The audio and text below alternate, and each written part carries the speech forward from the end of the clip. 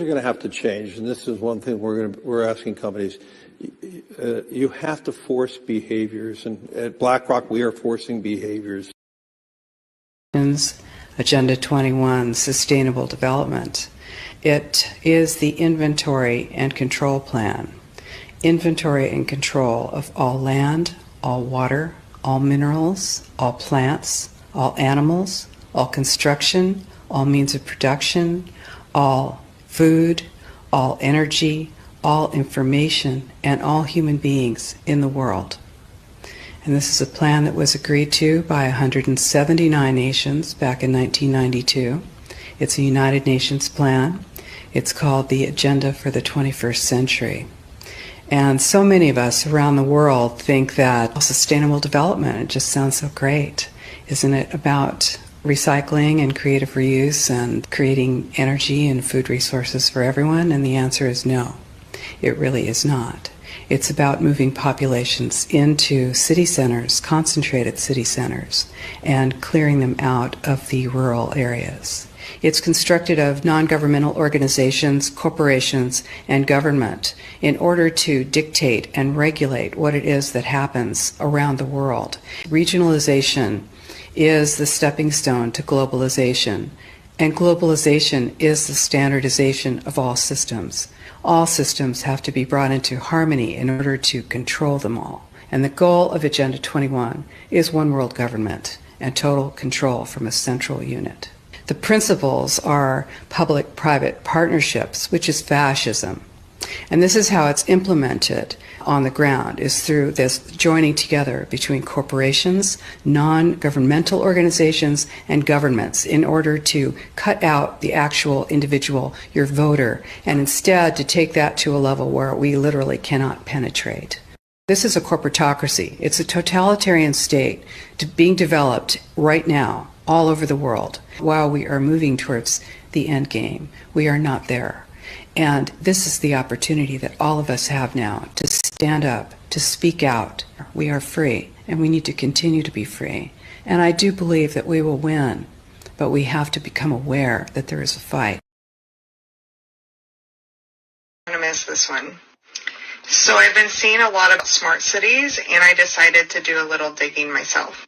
According to the World Economics Forum's website, 36 cities over 22 countries are participating in these smart cities, but many more is to come. So what is a smart city? Smart city stands for Surveillance Monitoring Analysis Reporting Technology. Basically, a digital ID will be given to every resident that will track in real time all of their daily movements, their activities, their spending habits, even their carbon footprint. They will be given 15-minute travel times to complete their daily activities unless they have a permit. And if they exceed those 15 minutes, they can be denied access to their spending and their activities that they need to do for the day. So of course you're like, I'm not going to move to one of those cities, right? Well, here's the thing. Because of the laws governing the Agenda 2030 land development, the government can actually seize polluted lands and force their residents to move. So if the government deems the land and water around you polluted, they can force you to move from your homes to these cities. So all of these train derailments, food processing plant fires, and other ecological disasters that are happening, they're beginning to make a lot more sense now.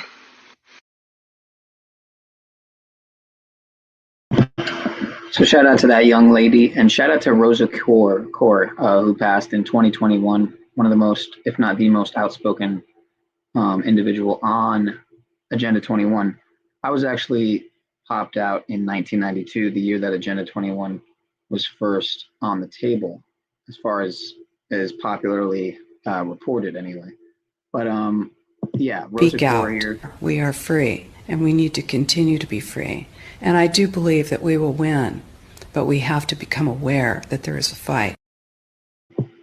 Indeed, she said it very well. We're going to move right over to Mr. Max at the Crow House, and his latest video. He's back on YouTube after, I don't know, 5 years. I don't think he's dropped a video on YouTube in years. So if there was ever a hill to die on, this is it, folks.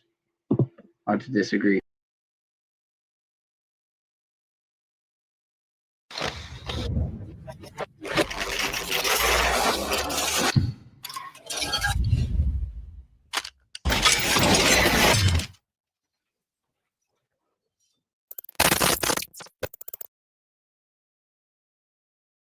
Australians won't have to pull out their licence at the pub anymore under a gold standard digital ID being developed. Government Services Minister Bill Shorten is today unveiling the new initiative. It means when you enter a club or hotel, a digital token will be sent to that business to verify you are who you say you are without transferring them your data.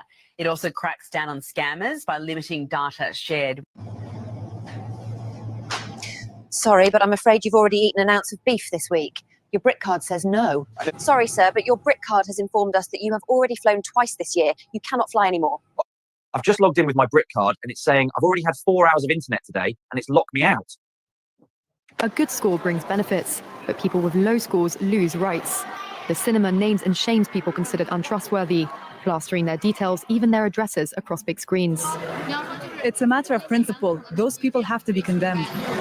Those people aren't honest, so they have to pay the price. It's only right to pay your debts. You have to blacklist those that don't. The Supreme Court has created a blacklist for so-called bad citizens, those whose ratings have dropped to zero.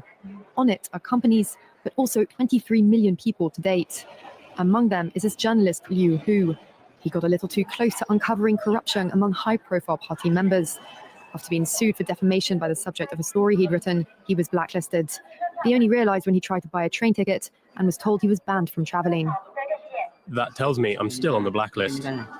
Punished because he's been branded untrustworthy by the state. Once you're blacklisted, you can no longer get a bank loan, start a business, buy an apartment, or even send your children to a private school. Yu Hu is among a tiny minority of people who have dared to criticize the system, which some are calling a digital dictatorship. Good morning, citizens. Your overnight account balances have been updated. Time to start a productive day. Final notice, your account balance is below 500. You need 50 credits by the end of the day to avoid automatic eviction. If you have missed work due to illness, you must provide a doctor's note to reclaim your credits.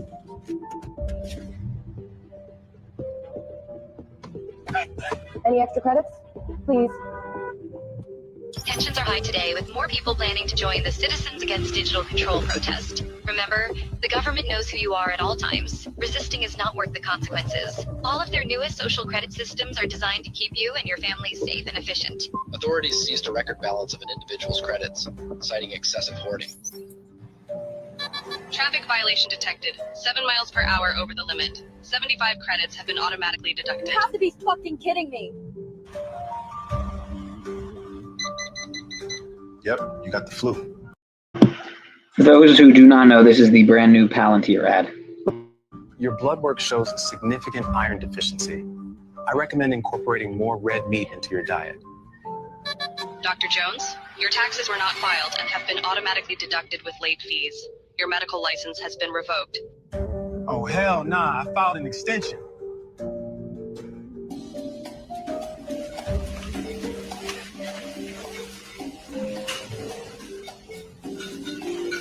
Purchase denied. Monthly red meat allowance exceeded. Try mealworms instead.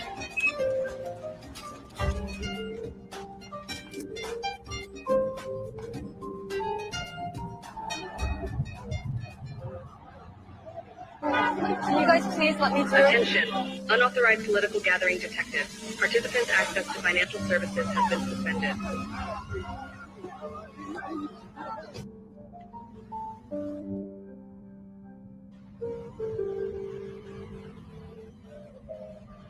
Due to the speeding infraction, your car will be immobilized for 3 days. Fuck you! Take your surveillance policies and rot in hell! You've earned 50 bonus credits for reporting your neighbor's hateful misconduct.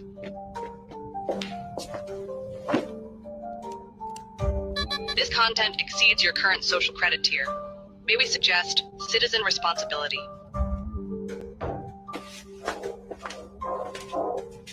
Sarah, open the door. You have been identified by the authorities. Don't resist. Don't resist. Don't resist.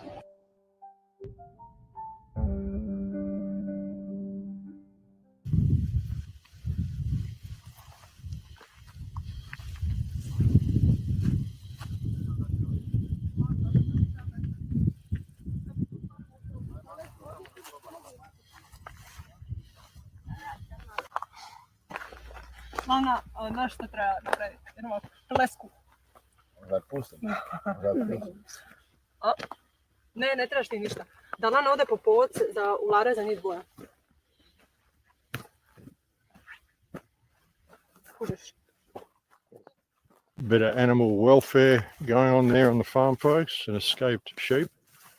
I wish I'd filmed the entire capture, but my conscience got the better of me in the middle of filming. I thought maybe I should actually go and help. So I switched the camera off, and then I realized I didn't need my help and forgot to switch the camera back on. And anyway, now opening, folks, this is something that is looming right on the horizon now, something that's being brought in all of our countries. And this is what I said when all this Charlie Kirk stuff happened. I said, what's going to happen beneath the surface while all this discussion about Charlie Kirk's going on? And the Charlie Kirk stuff, it's just been insane. There's been so much information come out about it. I was thinking this would be the last time I talk about Charlie Kirk, because so much information came out, like so much dirt came out about Erica Kirk, all her ties, like father works for Raytheon Israeli division.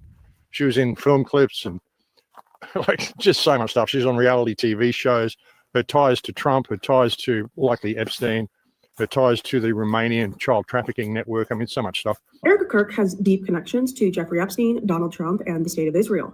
The supposed grieving wife and mother is going to be taking over Turning Point USA. So here's some facts about her that I think the public has a right to know and that nobody else is reporting on. Around 2009 to 2010, even though Erica had never modeled before or participated in a beauty pageant, she received an invitation in the mail to participate in the Miss USA beauty pageants, which were owned by Donald Trump. In 2012, she won the Miss Arizona competition. And at the same time, according to her website, she was also a casting director at the same time she was modeling for Trump.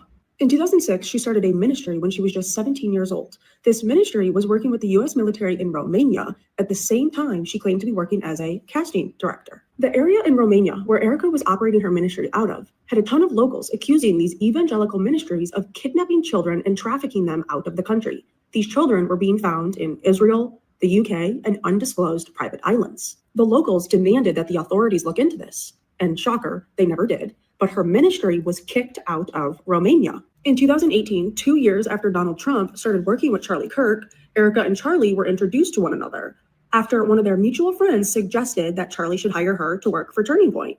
So at Erica's job interview with Charlie, Erica allegedly said, "You're not going to be my boss. You're going to be my boyfriend." So they began dating. I think it's safe to assume that this mutual friend was Donald Trump because Erica was already one of his employees, so it would make sense for his team to encourage this. Beauty pageants are a well-known gateway for human trafficking. So with her being a casting director, her ministry working with the military in Romania and being asked to leave, along with her very strange behavior of capitalizing on the death of her husband, I think this should be of immense concern to us all. Random people do not get propped up by the mainstream media out of nowhere. That includes Charlie Kirk, whose father had deep connections to Donald Trump even before he started working with Charlie Kirk. And then Charlie Kirk's dad working for Donald Trump. I mean, there's just so much stuff that's come out about this. But fortunately, I don't have to talk about it because there's a couple of videos actually that Jeff Berwick put out, Dollar Vigilante. One of them is called, I think, the Charlie Kirk PSYOP. And the other one is called the... Wow, really? 33.3K? Optics. Charlie Kirk PSYOP Goes Deep or something like that. There's two of them that he put out in the last week that are both incredible. They're great. Two of the best videos I've seen him do. And he got all of the information, like all of it, like all the different camera angles, all the different theories of where the bullet came from, whether he died, whether he didn't die. And the whole thing's just like ridiculous. It's been such a setup right from the start. And there's been like no official autopsy, well, no autopsy at all, no official coroner's report, no funeral, no investigation. They've gone in and concreted over the spot where he was shot. Like they've totally revamped the entire freaking area. It's just insane. Just covered the crime scene up, like within 2 weeks, they've covered the crime scene up. And none of the official story makes sense at all. It's obviously a charade. You've got Erica Kirk there now in control of the corporation. And, you know, she goes out on stage with fireworks and all that sort of crap. And, it's ridiculous. But like I said, I don't have to talk about that because the whole thing's been a setup, supposed to happen, absolutely. And I think Charlie Kirk likely is dead, but it doesn't matter either way. That's the thing. Maybe he's gone off to Valhalla like Kash Patel said he was. To my friend Charlie Kirk, rest now, brother. We have the watch, and I'll see you in Valhalla. Good morning, ladies and gentlemen. We got him.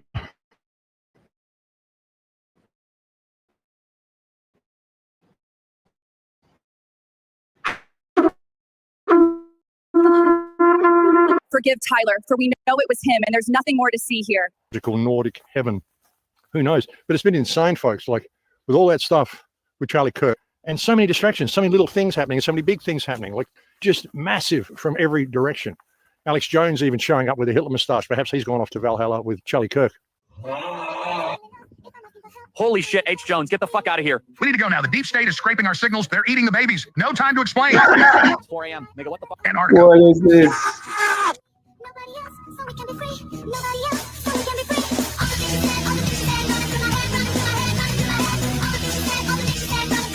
What is this place? Home.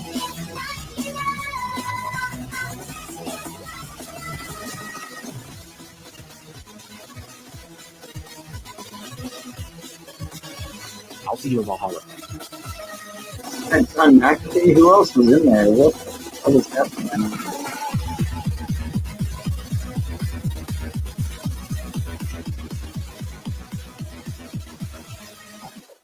Yeah, you never know these days, folks. But so much Valhalla with Charlie Kirk. One more Holy time. shit, One more H. Jones, time. get the fuck out of here. We need to go now. The deep state is scraping our signals. They're eating the babies. No time to explain. Go where? It's 4 a.m. Nigga, what the fuck? Antarctica.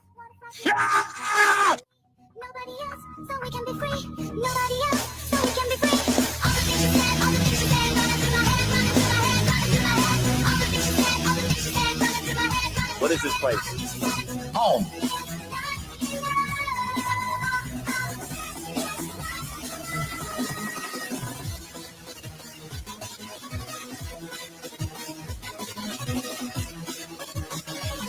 I'll see you in Valhalla.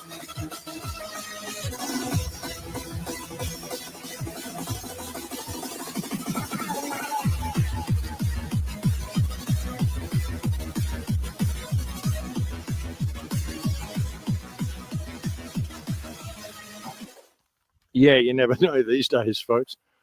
But so much stuff. There was the synagogue shooting in Manchester. Shooting or stabbing or something like that. One person was killed. Another person was killed, shot by the police.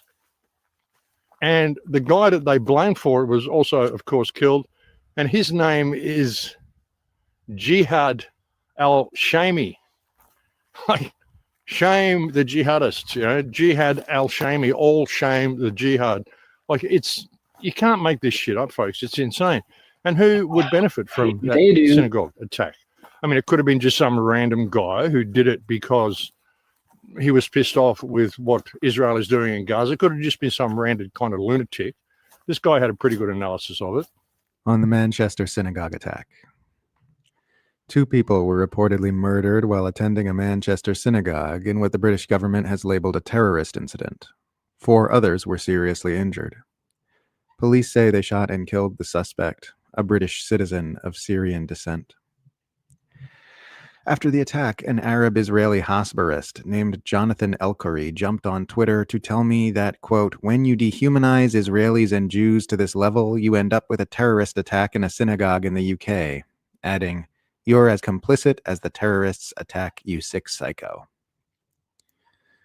Whenever Western Jews get hurt these days, you always see the Israel supporters having a big parade where they go, okay, that's it, wrap it up. Nobody gets to criticize Israel's behavior anymore because you're causing terrorism. And then everyone ignores them and goes back to protesting the genocide because that's ridiculous.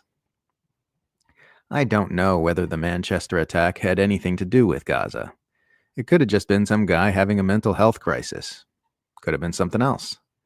But the fact that so many Israel apologists are jumping out of the woodwork to say this means everyone needs to stop defending Palestine is very revealing in and of itself. Some thoughts. Murder is wrong. Israel should stop committing it. Anti-Semitism is wrong. Israel should stop fomenting it by massacring children under the banner of the Star of David while claiming to represent all Jews. Terrorism is wrong. Israel should stop perpetrating it by deliberately targeting civilians with mass-scale violence for the purpose of advancing a political objective. Attacking places of worship is wrong. Israel should stop bombing mosques and churches. I wish the Manchester synagogue attack had never happened. I also feel weird even talking about it while dozens of Palestinians are killed today whose individual names I'll never know and whose individual deaths I'll never see decried in Western media headlines. Their lives didn't matter any less than the 2 people who were murdered in the synagogue attack. They're just not white Westerners, so their lives aren't treated as significant. Their violent deaths aren't seen as horrific. Their murderers aren't denounced as monsters. I'm seeing Israel supporters claiming that this attack means everyone needs to stop protesting against the ongoing genocide in Gaza, just like they claimed after 2 Israeli embassy staffers were killed in Washington back in May. Their demands will be ignored just like last time because they are stupid, even if a double homicide is directly motivated by opposition to Israel's extermination campaign in Gaza. That is not a valid reason to stop opposing an active genocide. This shouldn't even need to be said. Last I heard, it is unknown whether the synagogue attacker was motivated by Israel's actions in Gaza, but if he was, I'd say that's one more reason to oppose Israel's actions in Gaza. If you are too racist or apathetic to oppose a genocide on principle, then you should oppose it because it is fomenting violent extremism which could end up hurting people who look like you and live where you live. Back in December 2023, I wrote, quote, "Actually, what fuels anti-Semitism is murdering children by the thousands under the banner of the Star of David while adamantly insisting that your actions are inseparable from all Jews and the totality of Judaism." In April of this year, I said that if you believe that all the violence and destruction in Gaza is the fault of Hamas, then by your own logic, you must also accept that the coming wave of anti-Semitism and violent extremism which is going to ensue from the incineration of Gaza will exclusively be the fault of Israel. I note this because if it turns out that this was yet another instance of someone flipping out about Israel's criminality in Gaza and attacking Jewish civilians in a misguided attempt at retaliation, it's worth pointing out that it was entirely foreseeable and preventable. Interesting way of looking at things. Or it could have just been the Jews doing it to themselves. Again, because that's who benefits from this. And they do this sort of stuff all the time, folks. I've showed you so many little video clips and so many newspaper headlines and things of when Jews have staged attacks upon themselves. And I mean, they've done this over and over again. It's what they did in Iraq. So they want allegedly, Max, allegedly. Jeez, dude. We're not condoning this here, folks. This is all alleged. So fair use. Yeah. Want all the people to come to Israel. They want all the Jews around the world. I get it. That wasn't the right use of fair use, but you know what I'm saying. To feel scared in their own community. This is what the Zionists want. And again, allegedly, folks. So these articles he was showing here, J-ish student charged with hate crime for vandalizing church with swastika and word Trump. J-ish man arrested after spray painting swastikas on his own home in upstate New York. Wow. Israeli-American teen arrested in Israel for over 100 JCC palm threats. Wow. Fascinating. Fascinating. Oh, so they want all the people to come to Israel. Worst anti-Sem attack on kosher cafe revealed to be scammed by owners. Wow. J-ish student admits fake hate crime. You got your little meme over here. Wow. This is something. This is an old article too. They want all the Jews around the world to feel scared in their own community. This is what the Zionists want. And have them all migrate to Israel because... Was my sound coming in all right? Because if not, I'm not even going to talk anymore. They need lots of immigration into Israel in order to populate all the land that they're planning to steal from Palestine. And they did this in the 1950s with Iraq, and they blew up their own people in order to drive them out of the country and drive them into Israel because they needed the population. Before the emergence of the State of Israel in 1948, there was a large number of Jews living in the Arab world. Something like 800,000, and there were Jews in Lebanon, in Syria, in Egypt, and Iraq. The Jewish community in Iraq was the most ancient, going back to 2.5 millennia ago. It was the most prosperous, the most successful, and the best integrated into local society. But before 48, there were Jews throughout the Arab world, and Muslim-Jewish coexistence was not a distant dream. It was everyday reality. The Jews and Arabs lived side by side until the arrival of Zionism. My family and I, we were Arab Jews. We spoke Arabic at home. We didn't speak any other language. Our culture was Arab culture. Our food was the most delicious, spicy Middle Eastern food. It wasn't European food. So in every sense of the word, we were Arab Jews. We Arab Jews had much more in common, linguistically and culturally, with non-Jews around us. We had much more in common with them than we had with Jews in Eastern Europe. In March 1950, the Iraqi parliament passed a law which said any Jew who wants to leave the country is free to do so. They have a year to register to leave on a one-way visa. and not many Jews registered to leave. And in the next year, 5 bombs exploded in Jewish premises in Baghdad, and that created a panic, and that helped to precipitate the exodus to Israel.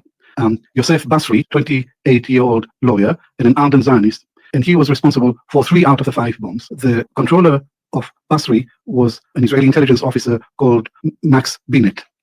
He gave him the orders, he gave him the TNT. In 1950, there were 135,000 Jews in Iraq.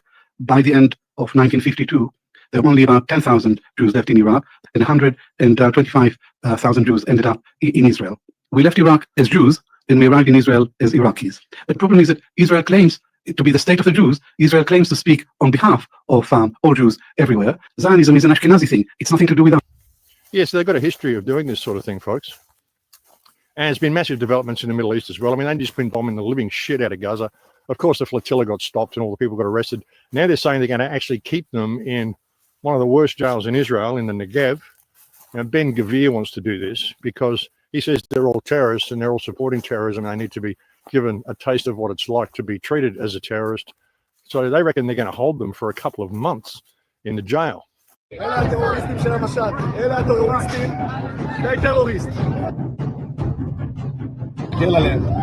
תומכי רוצחים. אגב, האוניות שלהם נמצאו קרחנה שלמה. הם לא באו באמת, לא למשט, לא לעזור, אלא הם באו בעד עזה, בעד הטרוריסטים. אלה טרוריסטים. חלוקת ראש הממשלה, לאפשר לתומכי הטרור שבמשט, לחזור לארצותיהם בטעות יסודה. אני חושב שחייבים להשאיר אותם כמה חודשים כאן, בכלא הישראלי, כדי שהם יעריכו את הריח של האגף המחבלים. הרי לא יכול להיות מצב שבו ראש הממשלה שולח אותם עוד פעם ועוד פעם ועוד פעם לארצותיהם, והשליחה הזאת גורמת לכך שהם יחזרו לכאן שוב ושוב ושוב. השר, איפה אנחנו נמצאים? אנחנו נמצאים בכלא קציעות, וכמו שהבטחתי, אותם אנשי משט, תומכי טרור, נמצאים כאן בכלא ביטחוני, אירוע משחקים. הם מקבלים כאן תנאים של מחבלים לכל דבר, טרנינגים של מחבלים, תנאים של מחבלים, זאת אומרת, יש מינימום של המינימום, ככה הבטחתי וככה אנחנו קיימים. עכשיו בואו ניכנס נראה אותם. There's a few countries saying they're going to be negotiating release and sending people to have their citizens released within the next few days or by next week. And so that's one thing. I mean, whether all the countries are going to do that, it's another question. But and this is Ben Gvir saying this. And Ben Gvir himself was actually convicted of terrorism years ago, and now he's serving in the Knesset. Ben Gvir is even more extreme than Benjamin Netanyahu, if that's possible. And there's been a ceasefire agreement in the Middle East with Gaza. Now, Trump's plan. This is interesting how this all happened as well. There were 57 Muslim countries that had put forth a peace plan to the UN, and the US had pretty much agreed to it, said they were going to agree to it, and it outlined a complete withdrawal of all hostilities towards Israel. 57 Muslim countries agreed to this and said that they would guarantee security for Israel. All they had to do is remove themselves from the occupied territories and follow a path towards Palestinian statehood. The Israeli Prime Minister came here today and said that Israel is surrounded by those who want to destroy it, an enemy. We're here, members of a Muslim Arab committee mandated by 57 Arab and Muslim countries. And I can tell you here, very unequivocally, all of us are willing to, right now, guarantee the security of Israel in the context of Israel ending the occupation and allowing for the emergence of a Palestinian state, independent state. He is creating that danger because he simply does not want the two-state solution. Can you ask Israeli officials, what is their end game? Other than just wars and wars and wars, ask any Israeli official, what is their plan for peace? You'll get nothing because they're only thinking of the first step. We're going to go destroy Gaza, inflame the West Bank, destroy Lebanon. And it was a pretty good peace plan, and it granted autonomy to the Palestinian people. So, and as I said, the US had all but agreed to this. And then, of course, Trump comes in and undermines the whole thing with his peace plan, which is essentially total capitulation. Hamas has to withdraw completely. We'll give you a safe passage out of the country, but you've got to withdraw completely. And we're going to basically hand it all over to indefinite Israeli occupation. This is Trump's peace plan, his ceasefire plan. This new deal on Gaza is full of Israeli confessions. Firstly, it says they're going to release over 1,000 Palestinians held by Israel, held hostage, including women and children. Wait, why are they holding women and children? 2, it says if this deal goes through, they will immediately allow humanitarian aid into Gaza. But Israel has been saying that they're allowing food, water, and medicine in the whole time. And 3, the craziest part, this plan will be administered by Tony Blair, the butcher of Iraq. For those of you that are too young to remember, he was the Prime Minister of the UK, who went into Iraq with George W. Bush. Hundreds of thousands of civilians were killed. Tony Blair's a war criminal, and now they've got him on this peace plan. What the fuck? This is not a peace plan. It is full of colonial clauses designed to continue the occupation and subjection of the Palestinian people. And it got to the point where he said, well, you know, you've got to agree to this, otherwise I'm just going to let Benjamin Netanyahu come in and annihilate the entire place and turn it all to rubble and kill all of you. And that's Trump's peace plan. But again, this was done like in a rush to undermine the plan that the Arabs had put forth. But it looks like there's going to be some sort of a ceasefire in Gaza for the moment anyway. But even since this is agreed, the level of bombing and just random machine gun fire has intensified. There was one guy actually just sitting in a tent, just recorded the noise outside of bombs and machine gun fire. And this is the sort of stuff they go through every day.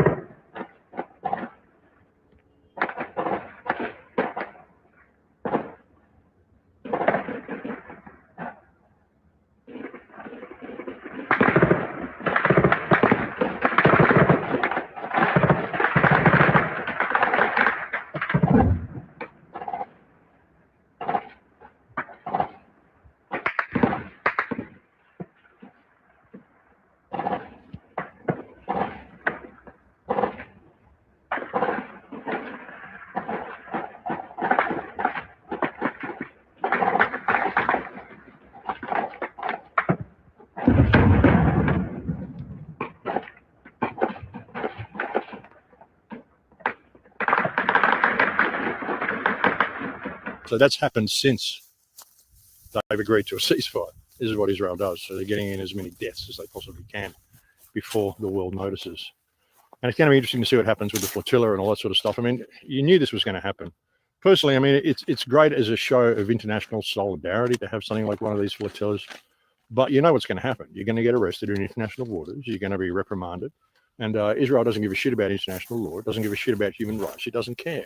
And it's going to make an example out of you. And ultimately, it's going to achieve nothing, because in a week from now, I mean, things are moving so quickly. In a week from now, people won't be talking about the flotilla. They'll be talking about the fact that Trump organized a ceasefire and all this sort of crap, you know, because people have got the freaking attention span of a goldfish. And all of this stuff has been going on, like so many distractions. The synagogue shooting, you know, what's going on in Gaza, the flotilla, all of this sort of stuff. So many things. Charlie Kirk, all of this stuff to get people distracted, get them busy while this whole digital slavery system is being rolled out. This is stuff that I've been warning people about, like for the last 20 or 15 years, like since 2010, when I put out my film Transformation and said, this is where we're going. I mean, absolutely screaming the alarm about social crediting and all of this sort of stuff since 2016. And here it all is. The stuff there at the start where they're actually bringing in all this stuff in Australia for convenience, of course. And that's all going ahead, folks, if people accept it. They've done it in Thailand, and they're talking about doing it in the EU as well. I mean, there was recently a meeting in the UN, I think, where Anthony Albanese, the punchy little Prime Minister of Australia, went over there and made a speech and started talking about all the stuff that he's doing with all of this online identification, all this sort of stuff, to protect the children, of course. And the EU said that they need to step up the pace, and they want to do this as well. And now with all of this digital ID and all these terror attacks and all this anti-Semitism and all the stuff that's happening, which is all designed to keep you distracted and all to create the reason for them to do this, just to protect people, because things are getting so out of control. It's all hate platforms now. All the social media platforms are all hate platforms. They're all spreading hatred, and so we need to do something about it. That's the plan. You know, and they're the ones that get in there and spread all the hatred. They've got bot farms doing this, folks, and some of these bot farms are huge.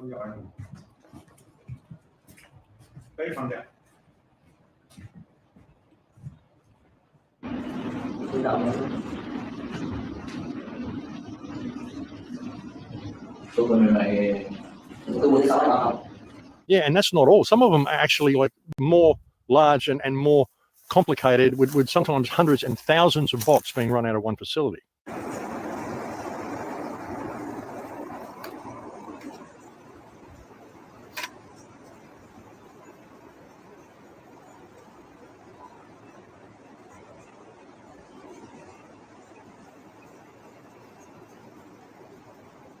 This is the sort of stuff that we're dealing with. And this is how the propaganda gets spread. But all of this stuff is happening right now, all the stuff we've been warning people about, all this digital ID. I was saying to my friends here in Croatia that I honestly don't know whether I'm even going to be able to come back to Europe next year because of all of this digital stuff that they're bringing in. They want to fingerprint you and all sorts of things, biometrics and fingerprints in order to enter Europe. And it's all coming along with this whole digital ID and cashless society. And now a lot of people are starting to ring the alarm bells about it. One of them is actually Dr. Sherry Tenpenny has this to say.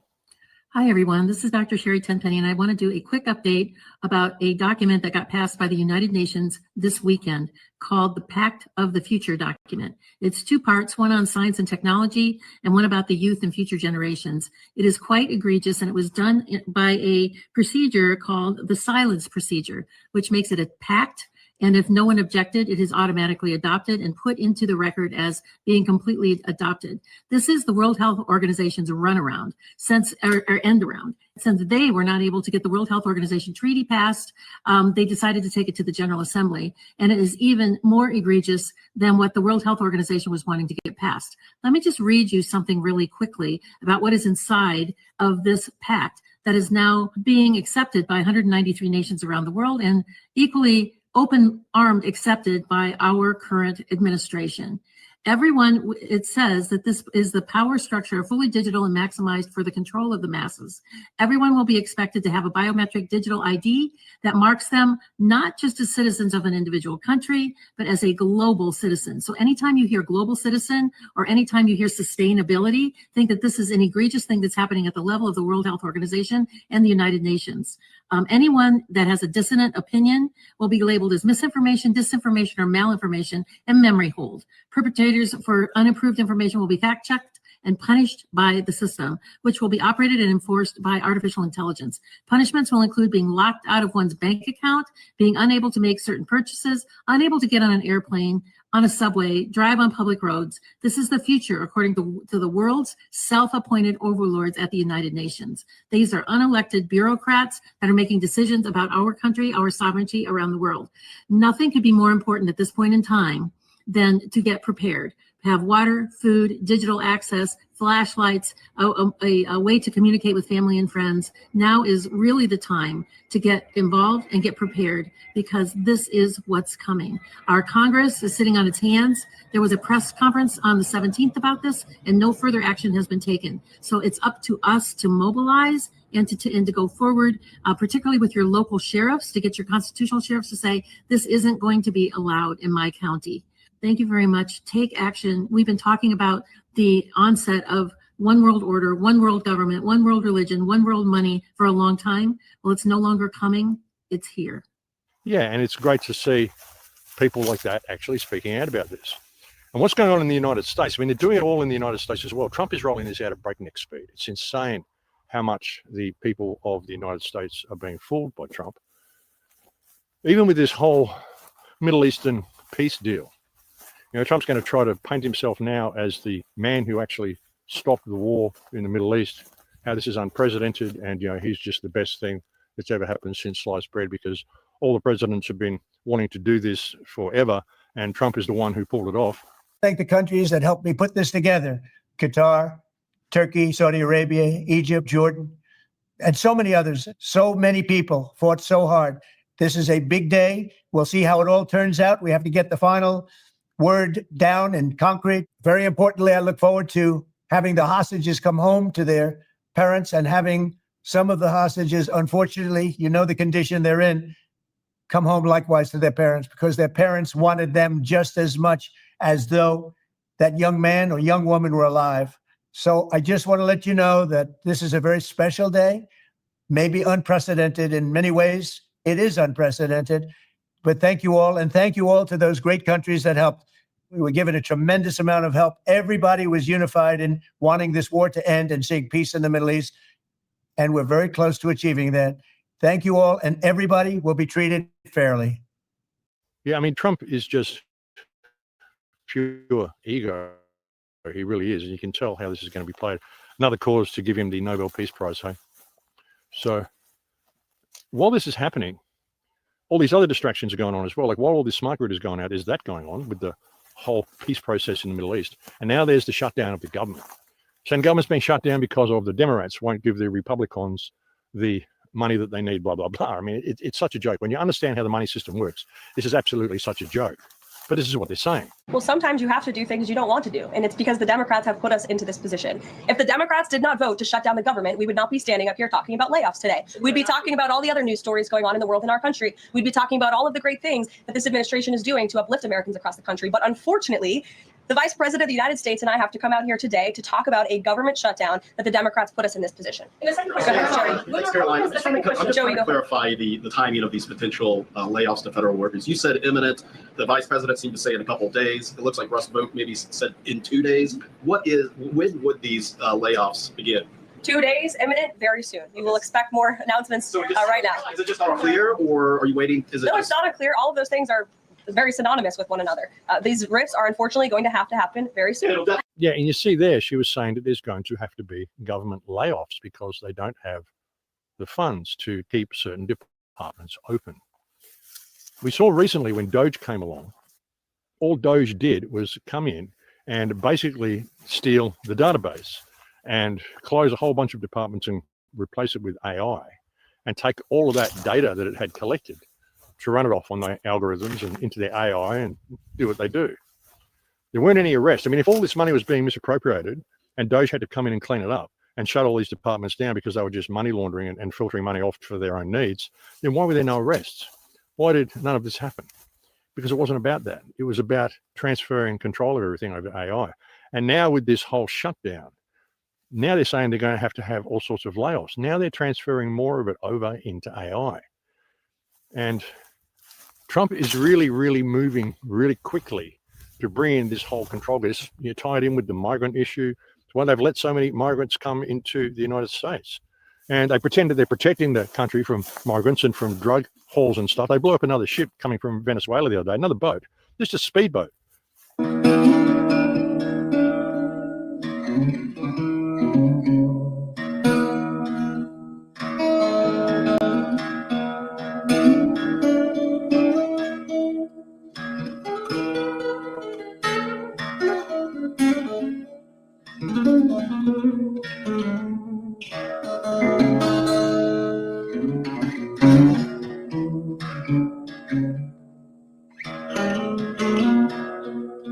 Yeah, this is just a speedboat. This has got probably, it can go 200 miles on the tank of fuel that it's got. And it's like 2,500 miles from the United States.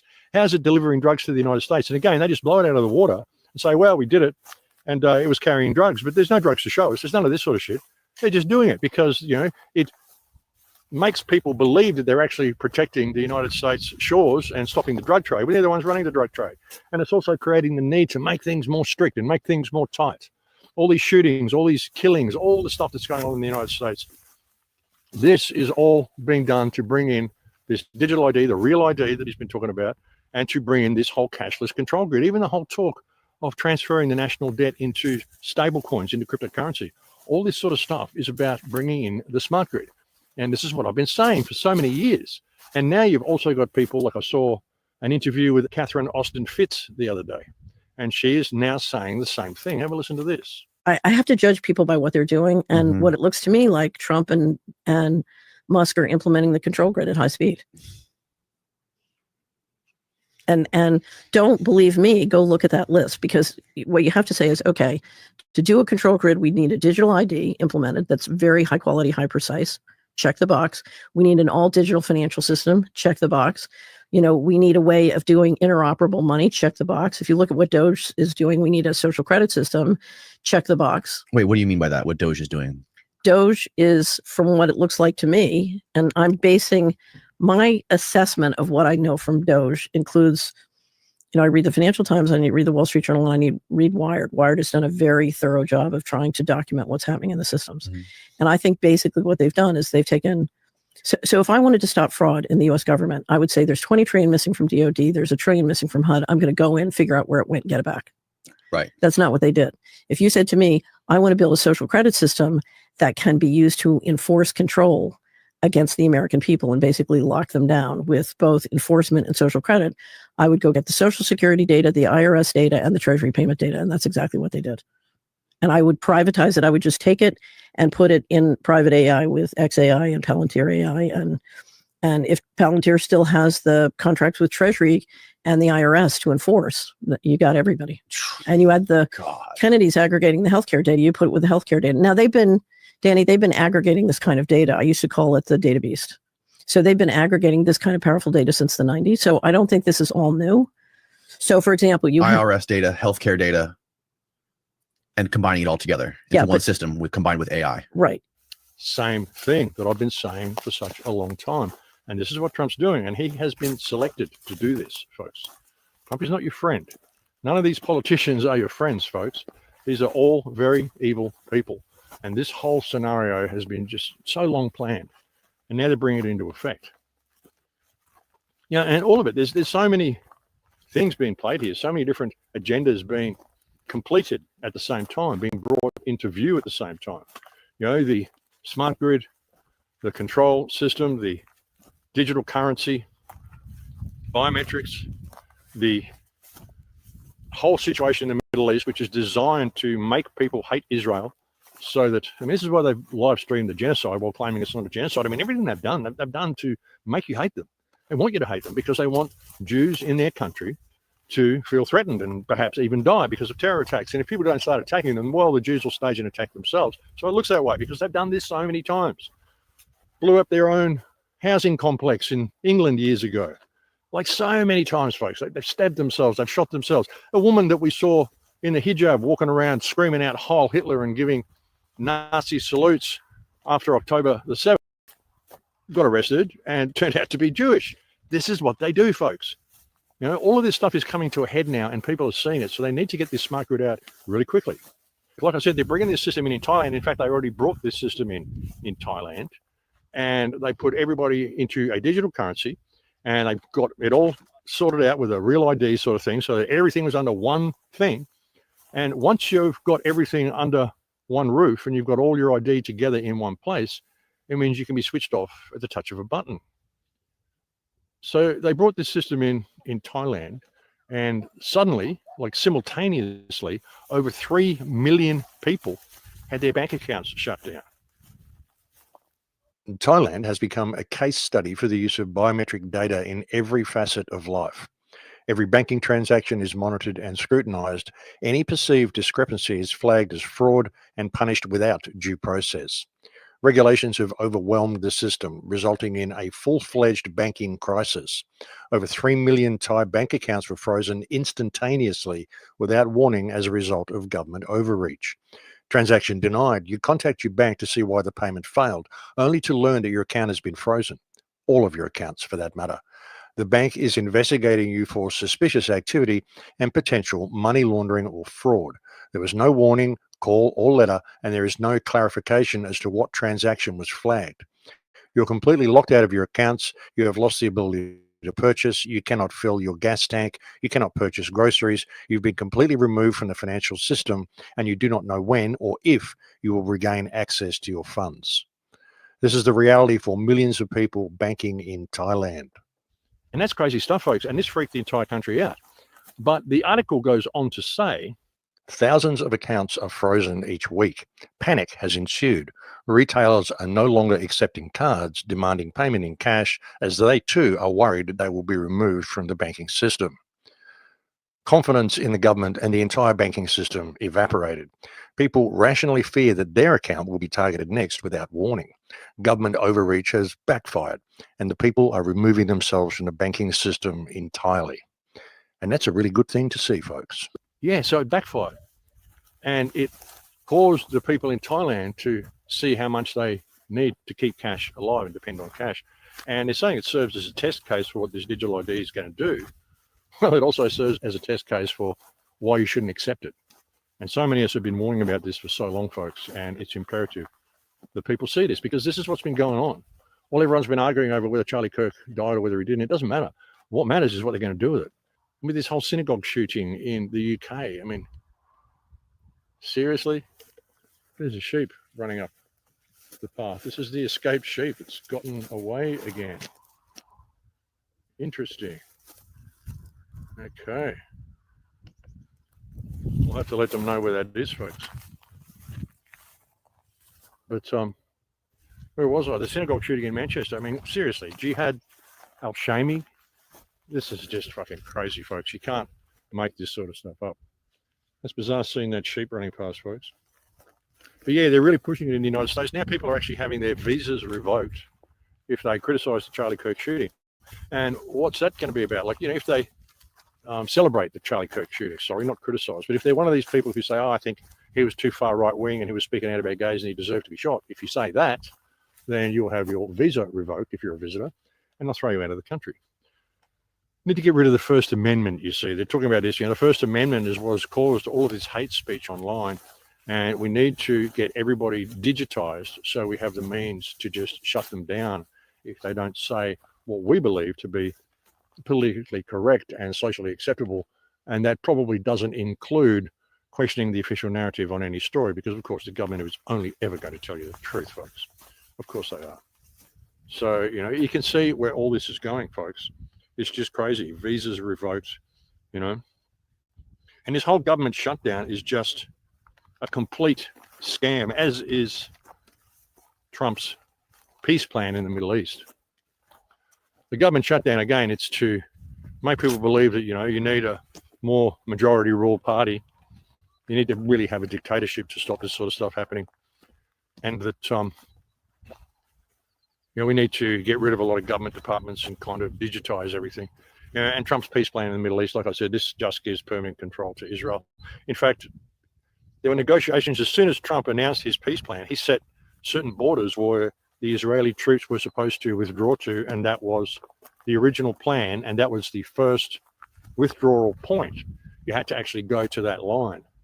And after 7 hours of negotiations with Bibi, they moved that line. They moved it to 3 different withdrawal points, that one being the third, I think, and basically arranged so that they would end up with complete control of Gaza, and they wouldn't have to withdraw IDF troops until they feel safe, which of course will be never, because Israel is the eternal victim and it will never feel safe.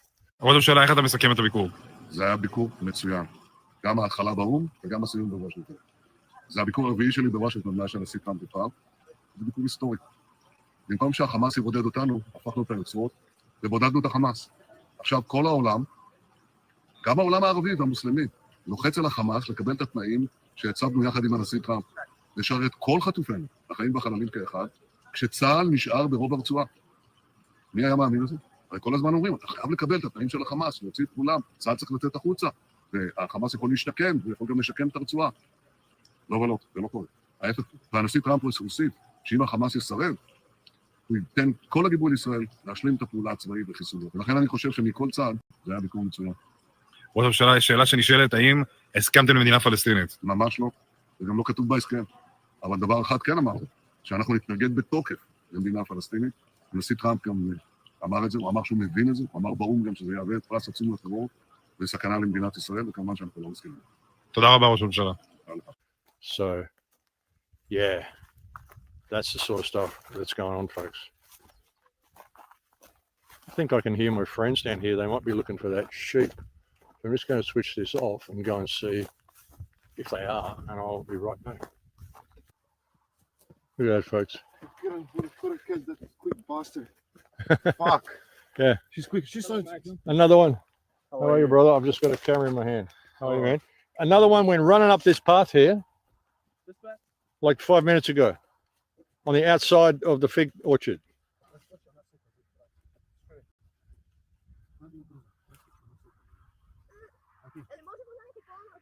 So they all got out, did they? That's the one that you caught. Yeah, there, on the road. But we tried to catch the other one.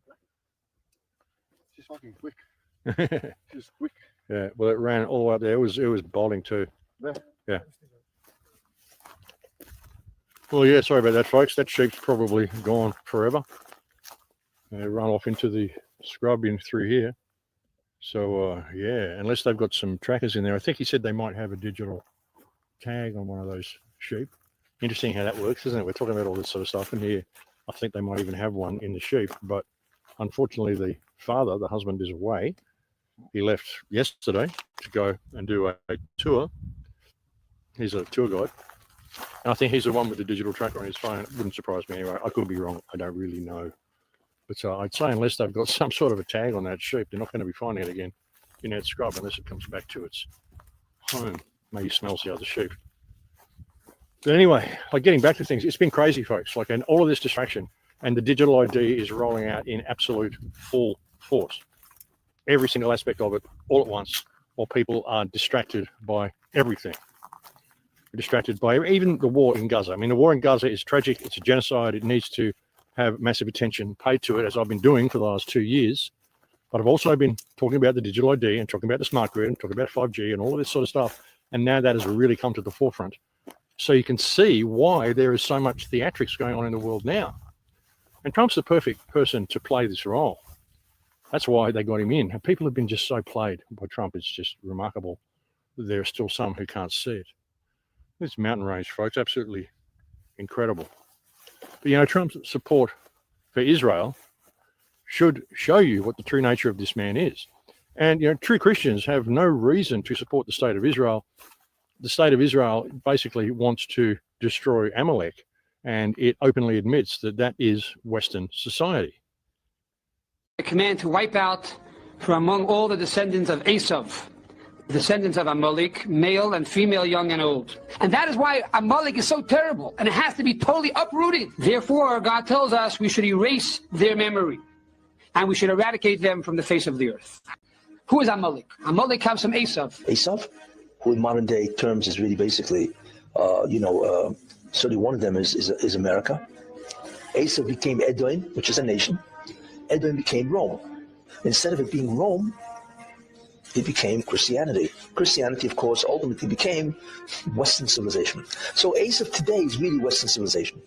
But the new Rome, the United States, the new Rome. Esav is Europe, the United States. The throne of God is incomplete until we destroy Amalek. I have the high privilege and distinct honor of presenting to you the Prime Minister of Israel, His Excellency, Benjamin Netanyahu. Asking what's going to be with the Goyim when Mashiach comes. Will they be destroyed and annihilated? Someone asked, who cares? Okay. As a nation, they'll cease to exist, even as individuals. Every individual, no survivors. Not only as a nation, they'll cease to exist, even as individuals. As Goyim, they're gone. Their personality, as they exist, b'fnei atzmam, as they would exist independently of Klal Yisrael, they don't exist. They're done. In modern terminology, they call it cultural genocide. אתם קוראים אותו ואינם קוראים אותו. הגויים השם, כן. אלוקים עשה אותם בשביל שיעשו פה... בשביל לשרת את היהודים. כל הגויים שאתה רואה שיש בעולם, המיליארדים האלה, הם הכל רק בשביל שהיהודים יהיה להם איזה תועלת. אנחנו לא רואים את זה, אנחנו לא יודעים בדיוק. היות ואנחנו בגלות. אז אוטומטי עדיין הם עוד לא משרתים אותנו לגמרי, רק חלקית. כל אחד יהיה לו, אז כל אחד יהיה לו... יהיה לו כמה... בינתיים, המשיח לא כאן, אז איך הם משרתים אותנו? הם בונים לנו רכבים, דירות, בניינים. הם בונים את זה. לנו. משרתים את היהודים. אבל יש גם יהודים שעושים את זה. Do you believe that the Gentiles, the Goyim, will one day become the slaves of the Jews? I believe it's part of the Torah. אני חושב שיהודי הוא קצת יותר, כאילו ודאי שיהיה לי עדיפות גדולה הרבה יותר לעזור ליהודים מאשר לגמרי. למה? למה? כי יהודי הוא אח שלי. טוב, אני לא אותך להביא את המספר מדויק, על כל יהודי אמור להיות 800 או יותר עבדים. They feel that we are elitist, we think of ourselves as better than them, which we do. And therefore, they hate us. What can we do? God selected us, you know? Yeah, so they're doing everything they can to achieve these ends. And they openly admit it. I mean, this is why they're trying to control the narrative so much. They've just recently acquired TikTok as well. And now that's full-blown pro-Jewish. We're going to have to use the tools of battle. You know, the weapons change over time. You can't fight today with swords. That doesn't work very well. Okay, and you can't fight with cavalry. That doesn't work very well. And you have these new things, you know, like drones, things like that. I won't get into that. But we have to fight with the weapons that apply to the battlefields in which we're engaged. And the most important ones are on social media. And the most important purchase that is going on right now is TikTok, number one. And I hope it goes through because it can be consequential. And the other one, what's the other one that's most important? X. Exactly. Very good. And, so we have to talk to Elon. He's not an enemy. He's a friend. We should talk to him. Now, if we can get those two things, we get a lot. And I could go on other things, but that's not the point right now. We have to fight the fight, okay? To give direction to the Jewish people and give direction to our non-Jewish friends or those who could be our Jewish friends. Are we going to succeed with everyone? No. Will there be a strong counterpart? Yes. And look what just happened with Charlie Kirk. I mean, this guy was waking up and saying what they didn't want him to say. So they killed him, and now they've replaced his entire organization with Zionists. And there's absolutely no doubt that this woman, Erica Kirk, was a plant, was a setup, was a Mossad agent or whatever. I mean, her ties to Israel are profound. She went to Israel on a pilgrimage. I mean, there's so much shit. It's just so much shit on this woman. The dirt is just piled so high on her. And like I said, no real funeral, no coroner's report, and concrete over the crime scene. Just take over the company with a fireworks display. It's just remarkable how they managed to get away with it, folks. And, these people, it's just one big game to them. I mean, Jews do not worship the same God that other people do. The greatest lie humanity tells itself is that we have outgrown human sacrifice. We call it by different names now and make our offering to different gods. We offer young men we call soldiers, as if the designation means that their mothers cry less when they die. We call masses of humanity collateral damage and turn our eyes away from the pictures of their lifeless bodies as we sip our morning coffee. And the truth is, we don't do it because we are heartless. We do it because we believe that it is necessary for the world to keep running. We do it because we believe that the gods whose favor we so desperately seek, freedom, security, prosperity, flourishing, that they demand blood as the price of their favor. We do it because we cannot see any other choice. And maybe that's why we read the Akedah, the binding of Isaac, on Rosh Hashanah. Because the story of the Akedah isn't about inconceivable obedience. When Abraham prepares to sacrifice Isaac, he is just accepting the same bargain of blood we still accept today, that some need to die for the world to flourish. Your son has been expelled 109 times? Yes, but it's never been his fault. It's always the schools persecuting him for no reason.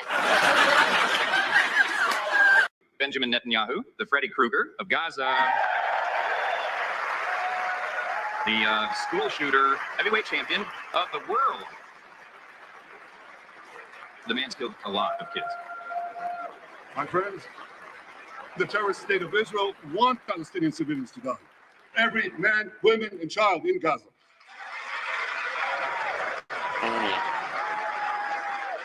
Israel's soldiers are deliberately targeting civilians. They fire rockets at schools, hospitals, mosques. They even shoot Palestinian women and children when they try to leave the war zone. Israel is deliberately starving the people of Gaza, all of them. We win, they lose. I want to thank President Trump for his leadership. I thank President Biden for the bombs and for being, as he says, a proud Zionist. Actually, he says a proud Irish-American Zionist.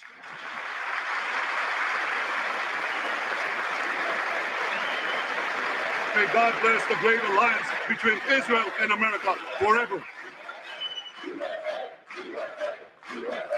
USA, how many kids did we kill today? And that's just the fact of the matter, folks. I mean, even Ted Cruz the other day, all the Israeli supporters, you probably saw Ted Cruz made the most classic Freudian slip in political history just the other day. Senator Booker also said we should have bipartisan agreement. I think that's a great idea. We should have bipartisan agreement. How about we all come together and say, let's stop murders? How about we all come together and say, let's stop rape? How about we all come together and say, let's stop attacking pedophiles? And that's the sort of people that you've got governing your country. And that speaks volumes, doesn't it? We've got to stop attacking pedophiles. The poor little pedophiles. We should stop attacking them. Yes, it's fine that you rape and torture and murder and kill and terrorize children. It's just a normal sexual persuasion. LGBTQP. It's just fucking crazy, folks, what the world has become, you know? And like I said, they don't worship the same God that other people worship. These people are evil in every sense of the word. They really are, folks. It's incredible.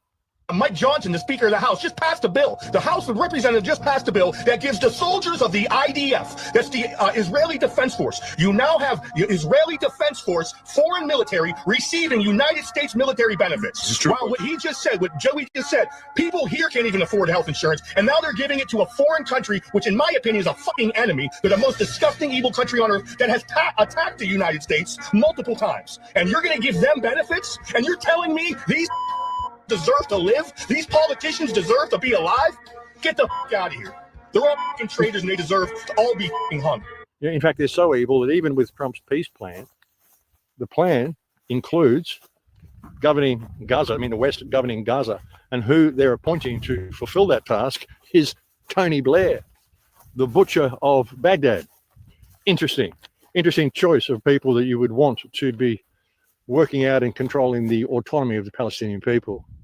Tony Blair. You can't make this shit up, folks. It's just unbelievable. But there are certain amounts of pushback happening. All this migrant influx and all this sort of stuff, which has all been run by the same people.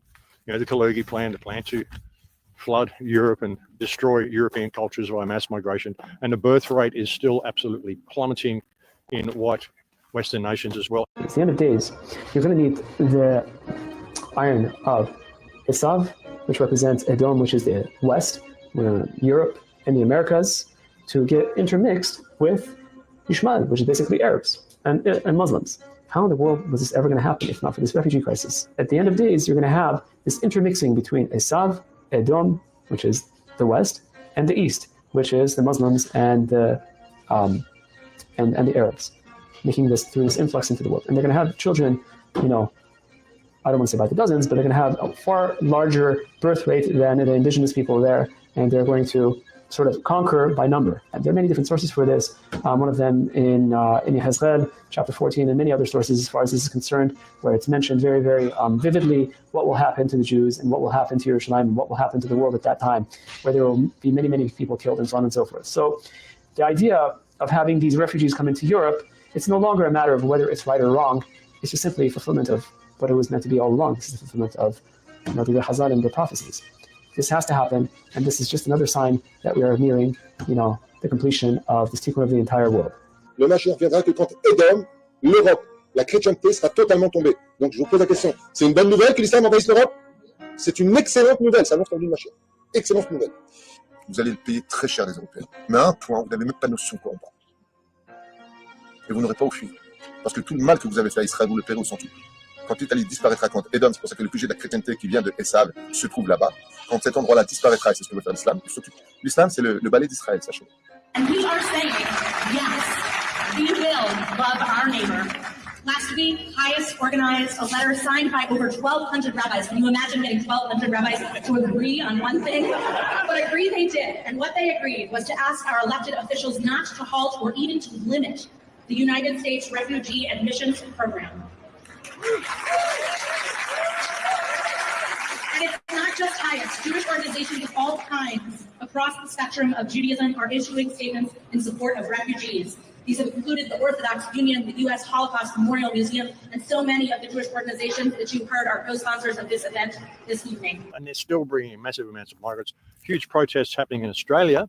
I think on October 19th, there are people out there marching to stop immigration and to express a loss of confidence. There's actually a petition you can sign as well if you're an Australian citizen. I suggest you do. Not that petitions mean much, but at least it shows the numbers. And there is a petition to put forward a motion of no confidence in the Australian government and have the entire place revamped, shall we say. Just dismiss this government. And you've got to withdraw service from them as well. This is something that I've been saying for a long time now. You've got to withdraw service from these politicians. If you own a restaurant or you own a pizza shop or a pie shop or a gas station, or if you're someone who's renovating homes, you're a builder, you're a contractor, you're anything like that, stop agreeing to contracts and providing service to politicians. Don't let them come and shop in your supermarket. Don't let them shop in your chemist store. If they need their house renovating, don't do the contract and tell all the other builders in the area not to do the contract as well. You've got to withdraw service from these people. If you're a secretary or you're a government worker, you're a delivery person, you're a delivery company, anything, stop giving service to these people, to politicians. If you're a secretary who works for a politician, quit your job and get a job with someone else. And for people who don't quit their jobs, like if a secretary says, no, I'm getting good pay, might be working for a criminal, but I'm getting good pay, I'm not going to quit my job, then refuse service to that secretary as well. Withdraw service from these people, withdraw acknowledgement from these people. So that's been the message the whole time, non-compliance, that's what it is. Non-compliance is you being in your own power, doing the best you can do, and being the best you can be in everything that God gave you. I'm just not putting up with this shit, and it's become so obvious to everybody now. I mean, even what happened on October the 7th, it's become so obvious to people that Israel staged this whole thing. And it didn't begin on October the 7th. It began in 1948 and has continued for 76 years or 77 years, 78 years. It's been going on a long time. In 2006, it will be 78 years that this has been going on. And it didn't begin on October the 7th. I mean, it wasn't like there was a war in 1948 and then there was another one in 1967, and then suddenly on October the 7th, 2023, Hamas decided to attack Israel. This is not how it went at all. Now, Israel has been abusing these people every day, every year, stealing homes, putting in settlements, doing everything they can to shrink West Bank smaller and smaller and smaller, while keeping the people of Gaza Strip under siege since 2005, because they designated any resistance to their occupation as being terrorism. The Commission concluded that Israel has committed genocide against the Palestinian people in Gaza, and that it is continuing with that genocide. It is now almost 2 years since Israel launched its military campaign in the Gaza Strip in October 2023. This has been the most ruthless, prolonged, and widespread attack against the Palestinian people since 1948. Every day that passes, the killings and the starvation of the Palestinians continue. The goal of the Israeli government is abundantly clear as we continue to witness the destruction of Palestinians in Gaza. The Commission finds it is genocide. In our report, the Commission found that the Israeli authorities and Israeli security forces committed and are continuing to commit the following underlying acts of genocide against the Palestinians in the Gaza Strip. 1, killing members of the group. 2, causing serious bodily or mental harm to members of the group. 3, deliberately inflicting on the group conditions of life calculated to bring about its physical destruction in whole or in part. And 4, imposing measures intended to prevent births within the group. On the specific intent of genocide, the Commission concludes that statements made by Israeli authorities are direct evidence of genocidal intent. The Commission also concludes that the pattern of conduct is circumstantial evidence for genocidal intent, and that genocidal intent was the only reasonable inference that could be drawn from a totality of the evidence. Therefore, the Commission concludes that the Israeli authorities and Israeli security forces have the genocidal intent to destroy, in whole or in part, the Palestinians in the Gaza Strip. And the amount of people that they've killed so many babies between the age of 0 to 1. The list is phenomenal of the amount of children that have been killed. And again, these are only people from age 0 to 1, 2 months old, 3 months old, 6 months old, 8 months old, 10 months old, whatever. Just a list of babies, folks. And apart from that, I mean, the people that they've killed, the Palestinian children and the Palestinian civilians that they killed prior to October the 7th, there's a list that shows the amount of Palestinians who were murdered by Israeli forces in 2022, a year before this alleged incursion happened. And it's a damn long list, folks. And this is just 1 year. The amount of Palestinians murdered by Israel in 1 year, all using American taxpayers' money and American bullets and American guns and with full US support. It's crazy, folks. And this is the sort of stuff that's been normalized. And you look at all this, the government shutdown and all this sort of crap. The digitizing of everything, losing your visas if you criticize. You want to get rid of the First Amendment. They want to get rid of the Second Amendment. They want to have you completely controlled, unable to defend yourself. Any talk of criticism against government, against Israel, against genocide, or any of it is being portrayed as terrorism. Anybody who doesn't do what they're told will be shot and removed from the picture, as is the case with Charlie Kirk I mean, even if he's dead, I mean, he probably is. But again, it doesn't even really matter. What matters is what they've done. Look what they've done in the last 3 weeks. Well, it's almost a month. 3.5 weeks since this killing, alleged killing, this freaking sideshow, because it was an absolute staged sideshow, a theatrical event. It's incredible just how much information has come to light about it. There's no way this wasn't staged. There's no way this wasn't set up years in advance. And again, even with the whole memorial, I mean, when did they book the stadium to do that? That was a huge stadium. Don't you have to book these things in advance? But anyway, that's another question. Maybe everything just stopped and everyone just went for it because it was Dear Charlie Kirk, you know? And, you know, suddenly Charlie Kirk's an android because the bullet didn't even go through his neck. He saved people when he died because there was no exit wound. And this is a 30-06 caliber bullet, which would have blown his neck off if that's really what was used and it all went down the way it went cold.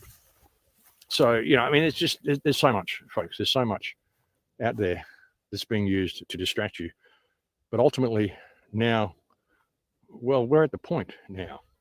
They're going to bring all this in because all of this stuff is being used to bring in the smart grid, to make it seem necessary that they have to bring in the smart grid. Can't have all these right-wing extremists everywhere. Can't have left-wing extremists everywhere. The whole society's got to be kind of mid-range, like they're all on Prozac, you know. Most of them freaking are anyway. You know, it's incredible, folks. But this is everything we've been warning about. And if people accept this, if people accept this digital ID and this digital cash, then it's game over. Even in Australia, they're saying, well, it's voluntary. It's voluntary. You don't have to accept it. Of course, if you don't accept it, you won't be able to renew your license, your registration on your car. You won't be able to go and do shopping anywhere. You won't be able to do anything. You won't be able to use any government departments at all, which I think is good. I mean, I don't use government departments.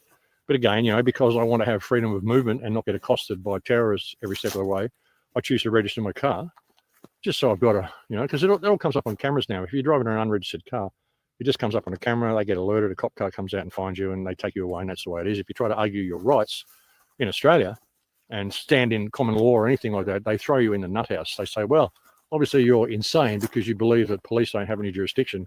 So we'll throw you into the grin bin for 3 months and drug you up and see how you feel at the end of that. And if not, then we might choose to paint you as one of these sovereign citizens, as if there actually is such a thing, such as Desi Freeman, who is still on the run in Victoria. They don't know whether he's alive or dead. They don't know where he is. There's been absolutely no sightings of him since he disappeared the day of the event, which is interesting. So this is what they do in Australia. So you can't stop and argue your rights with Australian cops. They're brain dead morons. And as soon as you start trying to claim that you have any rights at all, they'll basically arrest you and throw you in the nut house for examination. And like I said, possibly accuse you of having terrorist ties for daring to think for yourself. So that's why I have a registered vehicle in Australia. But that's my only ties to the system. I don't use any of their government departments. I just don't have anything to do with these people whatsoever. I just take the necessary steps needed to give me freedom of movement. Though that might soon stop with all this digital ID stuff coming in around the world. I mean, it's pretty freaky the way it's coming in here in Europe. And yeah, so I mean, I hope I can return to Europe. I really do, folks. I hope that I do. But anyway, I think that's about all I've got to say on this report. I've been trying to keep it short. I mean, the last one was like 2.5 hours long and I was exhausted when I did it, so it's a little discombobulated. And I'm glad I don't have to talk about Charlie Kirk anymore because, as I said, Jeff put out 2 great videos, which I highly recommend you go and check out if you want to have a look at all the concepts and all the theories of what's going on with Charlie Kirk, because he really captured all of them in those 2 videos. And as he put it in his title, you know, the rabbit hole goes very, very deep. But again, you know, it's all a distraction from this smart grid. And, you know, the smart grid, really, everything that's happening, the whole digitization of everything, and I've often said that people are being led into the mainframe. I said for years and years that they've created a digital barrier between you and the abundance of the earth, which is basically your birthright, it's your inheritance, it's what you came here to experience. And they've superimposed this system over the top of it, and it's all mind control. A whole lot of it is mind control. You know, the belief in authority, the belief in government, the belief in religions, the belief in these different religions arguing with each other about what the belief is. I mean, all this stuff is all a construct, folks. It's all been put in place to keep you in this bubble. As I've been trying to say since my very first film and my very first radio appearance, is that what's happening here is a remembering, and that's all you need to do is to remember yourself. Remember what it was to be a child. Remember that little inner you. I remember so much about my childhood, folks. I remember when I was 18 months old and I was still in the cot. I remember actually when I was I must have only been a few months old. I was in the cot and my mother was rubbing my legs because I used to get a lot of pain in my legs when I was very, very young. I was probably only 6 months old. And I have a glimpse of my mother standing above me, and I was in a cot with wooden sides, and she was rubbing my legs, rubbing oil into my legs because my legs were aching. Apparently the doctor had said that I had rheumatoid arthritis or something like that. Or no, what was it called? It was called infantile rheumatism. Don't know. That's what I was told years later. That's what my mother told me. I remember that. I remember being a toddler, and we were out at a picnic one day, and I was looking off a cliff. I was looking down and thinking how amazing it was at the bottom of the cliff. And I was just half turning around. I was going to go and tell my family about, look what's down there. And as I turned, my sister grabbed me and took me back to the picnic. And everyone praised her because she'd saved my life. And I tried saying, no, she didn't save my life. I was fine. I was just having a look down the bottom of the cliff, and I was coming back to tell you about it. She didn't save my life. And I tried to tell them that, but all I could do was go. I couldn't talk. I was too young to talk. Holy. I remember sitting down. Holy. I was pissed off, and I was upset and angry for the rest of the barbecue or the rest of the picnic because I couldn't talk and I couldn't tell them what I wanted to say, which just goes to show, how much children take in and how aware they actually are. I mean, if you can remember these little bits about your childhood, I'm sure many of you can, then you realize how aware children are, and you realize just how much these children are taking in Gaza. These children are traumatized for life, like bombs going off incessantly for the first 2 years of their life. It's insane, folks. And the amount of children that have been killed, and these are the most evil people on earth, and it's difficult to say that. But again, you could say, well, there's Jews that aren't evil. I would agree that, yeah, they are. There's Jews that aren't evil, but then why do they call themselves Jews? Because when you look at the notion of what it means to be a Jew, the whole concept is to destroy Amalek. If you're not focused on that and you're not working towards that greater good, then you're not following the faith. So why do you call yourself a Jew? Because it's not a race, it's a faith. And most of the people who do call themselves Jews appear to be Europeans. This brings in a lot of credence to the theory of the Khazars. Other people call them Ashkenazis, whatever, but the thing is, it's not a race, it's a faith. So if you don't support what Israel is doing, and okay, that's fine. I'm sure there's some Jews who don't support what Israel is doing. But if you actually follow the faith enough to call yourself a Jew, and the ultimate goal is to destroy Amalek, if you're a good person, then why do you call yourself a Jew? And if you don't believe in all that stuff, then why do you call yourself a Jew? So it's a weird question, folks. It's a weird question, but it's a death cult. Judaism is a cult of death. And what the Zionists have done to it, I mean, this is like death cult on steroids.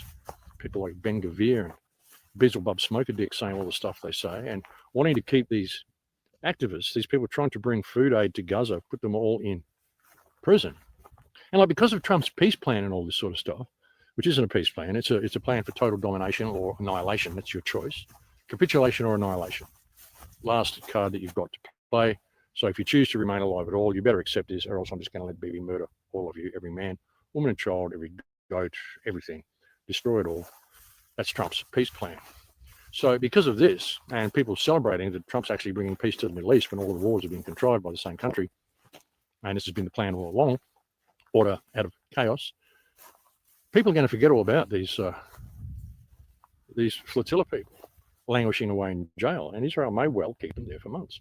And whatever you think of Greta Thunberg, I mean, personally, I think she's a useful idiot. I think her parents basically set her up and bred her and groomed her to be this climate change person. And over the period of time, she's made a bit of money and she's got a little bit of notoriety, and she kind of tends to take herself too seriously. But she's not superhuman. I think she actually genuinely cares about the people of Palestine. But I think there's also a reason those people who organized the flotilla, and some will say it's Greta. Well, I'd say that she probably had people organizing it for her on her behalf or whatever. It was organized to happen at this same time when Trump was going to announce his peace plan. The Arabs were going to be doing their peace plan. Trump was going to override that with his peace plan. I mean, all this stuff has happened all at the same time. The government shut down, the killing of Charlie Kirk, so people don't know where to keep their attention focused. We've got the genocide in Gaza, we've got the flotilla going there, we've got the murder of Charlie Kirk, we've got the government shut down. all these things happening at once, and instantly there's a peace plan in the middle of it. This would indicate that, well, Gaza is now at peace anyway, so Greta Thunberg didn't even have to put her silly flotilla together and go and get all those people in trouble and blah, blah, blah. You can see how they could easily play this because Trump created peace anyway. And with the apparent agreed release of any hostages, alive or dead, that Hamas is still holding, should come a clause that you will also release all of the people in the flotilla, some of whom include US veterans who simply don't like genocide. So, all this stuff is happening at the same time, and it's all a distraction. And all you have to do to deal with what's coming is to remember who and what you are. So this has been the whole thing, like I said, folks, right from my first video, my first film, my first radio interview, and any of this stuff. It's been about the great remembering. A lot of the stuff that I've said on the radio shows and in the videos, people have contacted me, or even in the comments, and they say, wow, Max, what you're saying, it's what I would have said if I had the words to say it. And it's like you're speaking for me, or I'm speaking through you. And it's like, I know all the stuff you're talking about to be true, but I've forgotten. I'd forgotten, but it's like I already know this stuff, and that's the point, you do. We've had so much taken from us, the loss of our language. There's no words to explain true spirituality in English. This is what the Shakespearean Revolution was all about, which wasn't some playwright from England, wasn't William Shakespeare. Very likely all of Shakespeare's works were crafted by the Bacon Society, and the idea was to redefine the English language into more simplistic terms and basically merge it with legalese so that English people wouldn't really know what they were saying anymore, and there'd be legal meanings attached to all the stuff that they're saying, and they simply wouldn't know it. All this stuff was done by design, folks. And that's why they want English to go out as the main language around the world as well, because it's very easy to control people through English because they don't really know what they're saying. We could go and do a whole show about this, legalese and, alongside of English. And I've spoken about it many, many times in the past anyway. So there's no point to really go through that. But, when I say people don't remember who and what they are, like all of this stuff has led to a loss of humanity. Just belief in authority itself, the scholastic system, the education system, indoctrination system doesn't educate you on anything. Just doctrinates you into believing the system is real. This is what it's for and what it's designed to do. And all of this has been about remembering. But it's crazy, folks, like the stuff they're doing. A lot of it is backfiring on them, and people are seeing that, hang on a minute, this doesn't make sense. The government simply isn't serving us. Why is the country in the state that it's in if the government is supposed to be there to service us and protect us? And why is this genocide going on? Why is all this stuff going on? Why did Charlie Kirk get shot? All this sort of stuff. It's all happening because people have forgotten themselves. Like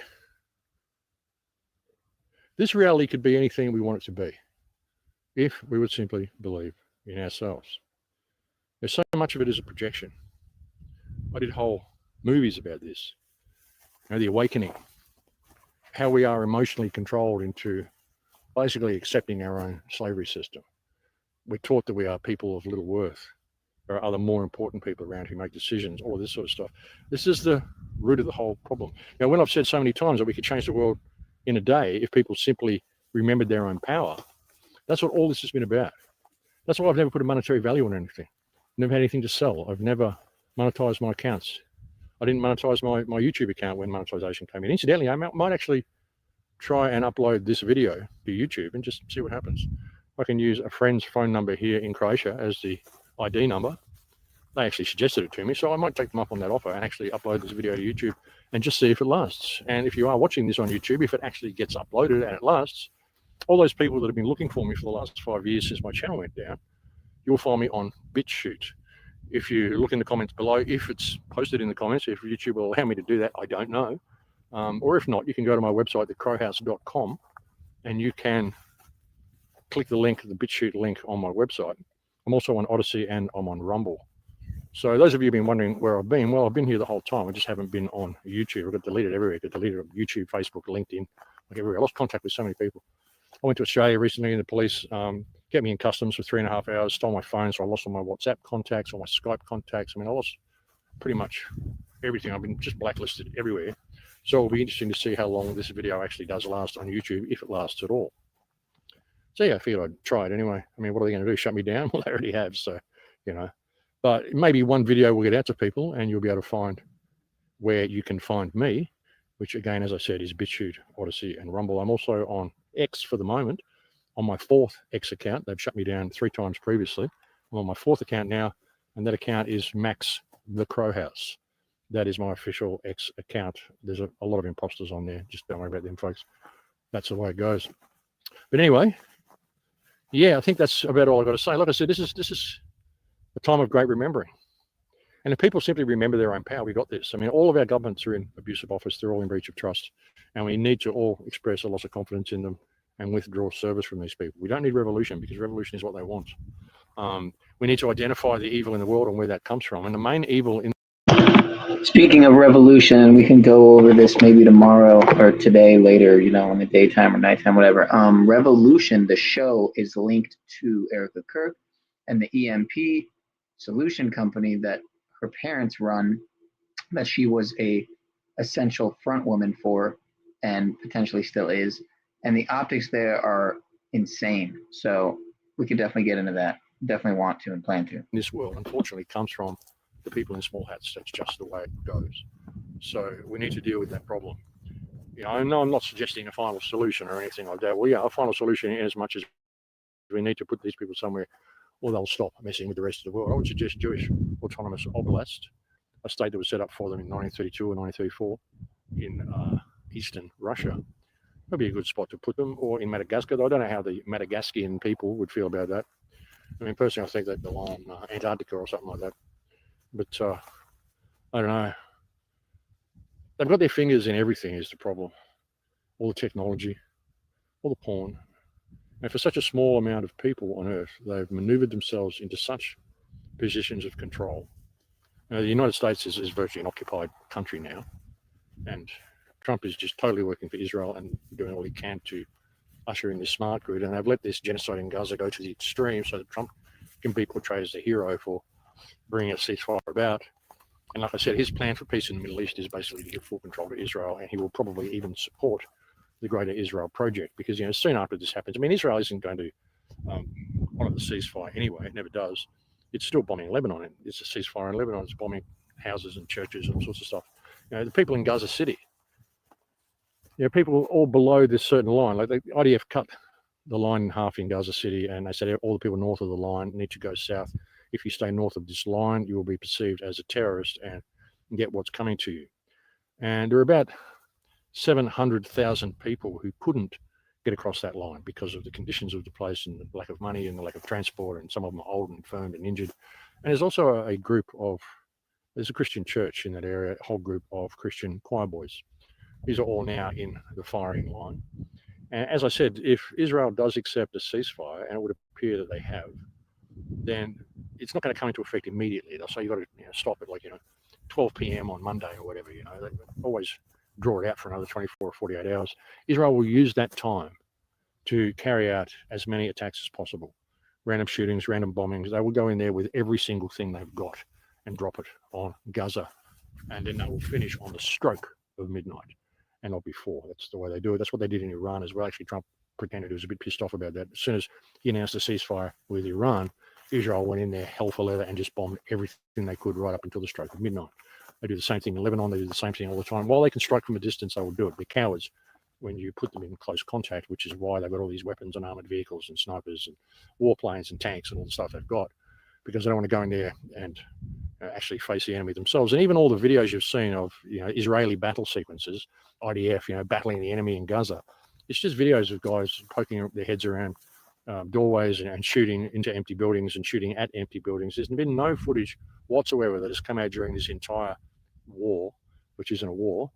There's been no footage whatsoever of two enemy forces battling each other. You know, standoffs. You've got Hamas in this building firing at the Israelis and the Israelis firing back. There's been none of that. Anyway, all you've seen is Israelis firing in or at empty buildings, firing into schoolrooms and putting on ladies' lingerie, and just basically partying at the expense of the Palestinians, destroying their homes, and even commandeering their homes to use as command centers. And once they're finished in the command center, they blow the house up. The United States has also given them giant bulldozers. Like, these things are freaking giant bulldozers, so they can destroy the Palestinian homes and level Gaza City more effectively. אז הנה אנחנו פה במוצאי יום כיפור, וקיבלתי מתנה מטראמפ, תודה רבה טראמפ. הנה ה-D9 של זרמי, הנה.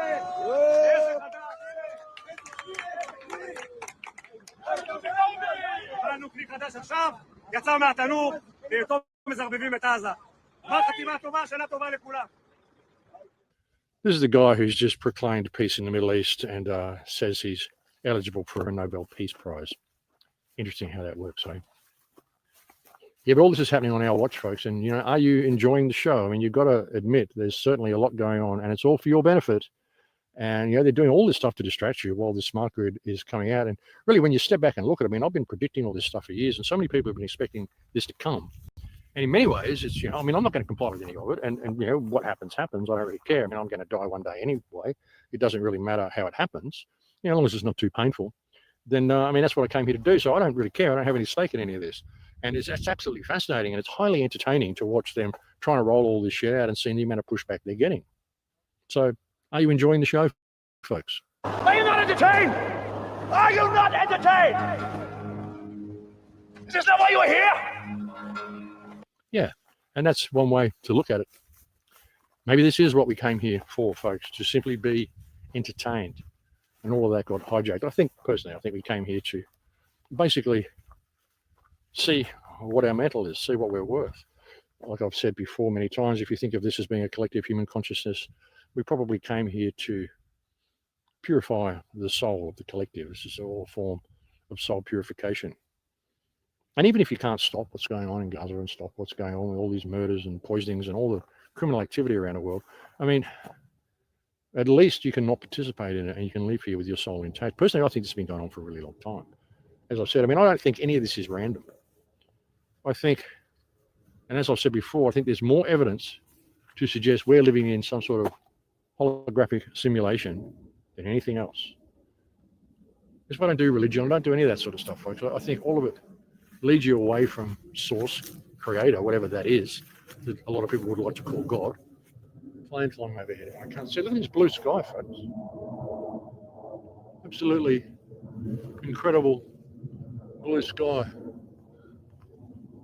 There's a plane flying directly overhead there. What an incredible blue sky, incredible day. Like I said, I can find more evidence of this being a simulation than anything else. And, you know, I sometimes wonder about all this sort of stuff, even with the number 33. Number 33 comes up a ridiculous amount of times. Everything's 33. There are three hats on the table there with Charlie Kirk. 47, 47, 47. 47, of course, being Trump, I think, being the 47th president. Is that right? But then, you know, 47, you know, 4 and 7 is 11, and 3 of them is 33. Kash Patel saying it took 33 hours to capture him, when it actually didn't. It actually took, I think, 38 or 39 hours to capture him, if you really look at it. Again, Jeff goes through all this on those recent videos. But 33. Where does all this come from? I mean, are they really signaling each other, or is this simply the way the matrix works? Is 33 some type of pivotal geometric number, you know, essential for the equation to run the way it does and for the algorithm to run the way it does? Is that what all this is about? I mean, I have to wonder, folks. Like I said, I can find more evidence of this being a simulation than anything, and I think they've done all of this before. All of the floods, all the lost civilizations, all of this sort of stuff. I think these are all from previous resets. What they're doing now, I've often, like probably 100 times, referred to the legends of the scrying mirrors. And the black mirrors that people look into that show them the future and the past and blah, blah, blah, and said how these are cell phones. All the sigils for summoning demons are all electrical circuitry. But even what is a demon? I mean, if you're in a primitive previous culture, maybe you would call people like Benjamin Netanyahu demons, Donald Trump demons, all of these Hollywood actors, all these, you know, Madonna and all these people who get up there, you know, Christina Aguilera, who get corrupted and they do all these demonic ceremonies on stage, you know, broadcasting spells, you know. Maybe this is the demons that they're talking about. Maybe it's simply technology itself that they're talking about. Maybe that is the demon that they're warning people of. You know, and we're given this concept of demons being these scary little people that you know, have horns and tails and scales and all sorts of stuff like that. Well, maybe they do. Maybe they don't. Maybe it's simply the technological demon that we have unleashed by allowing ourselves to disconnect from reality, disconnect from nature, and simply plonk ourselves in front of a television and then gradually get led from that television into this whole virtual nightmare they're leading the world into now. And once everybody becomes completely and utterly dependent upon that technology to run every single aspect of their lives, and they forget even who and what they are, they forget all of their communication skills, all of their life skills. People don't even know how to communicate in conversation anymore. They have to text each other or send videos to each other or get likes on Snapchat or whatever. They don't know what it means to even be human anymore. And then you take that away from them. Like they're talking about doing with the internet censorship bill in Australia, and basically isolating children, saying you can't log on to social media until you're 16 or something like that. And a lot of kids, like 12-year-old, 13-year-old kids now, are all on social media talking to their friends. They don't do bad things. They just play games. They don't go looking at porn or any of that sort of shit. They don't bully each other. A lot of the bullying probably comes from bot farms and stuff. All this sort of stuff has been designed to create this scenario. So you're starting to take this away from people. And again, this will train children to be super, super compliant once they do get a license to go online. It's needing a license to go online, getting a license to go fishing, for God's sake. A lot of these trawlers out there just mass stripping the oceans of fish. But if you get a fishing pole and go down the beach and want to catch a couple of brim, then no, you're contributing to environmental disaster.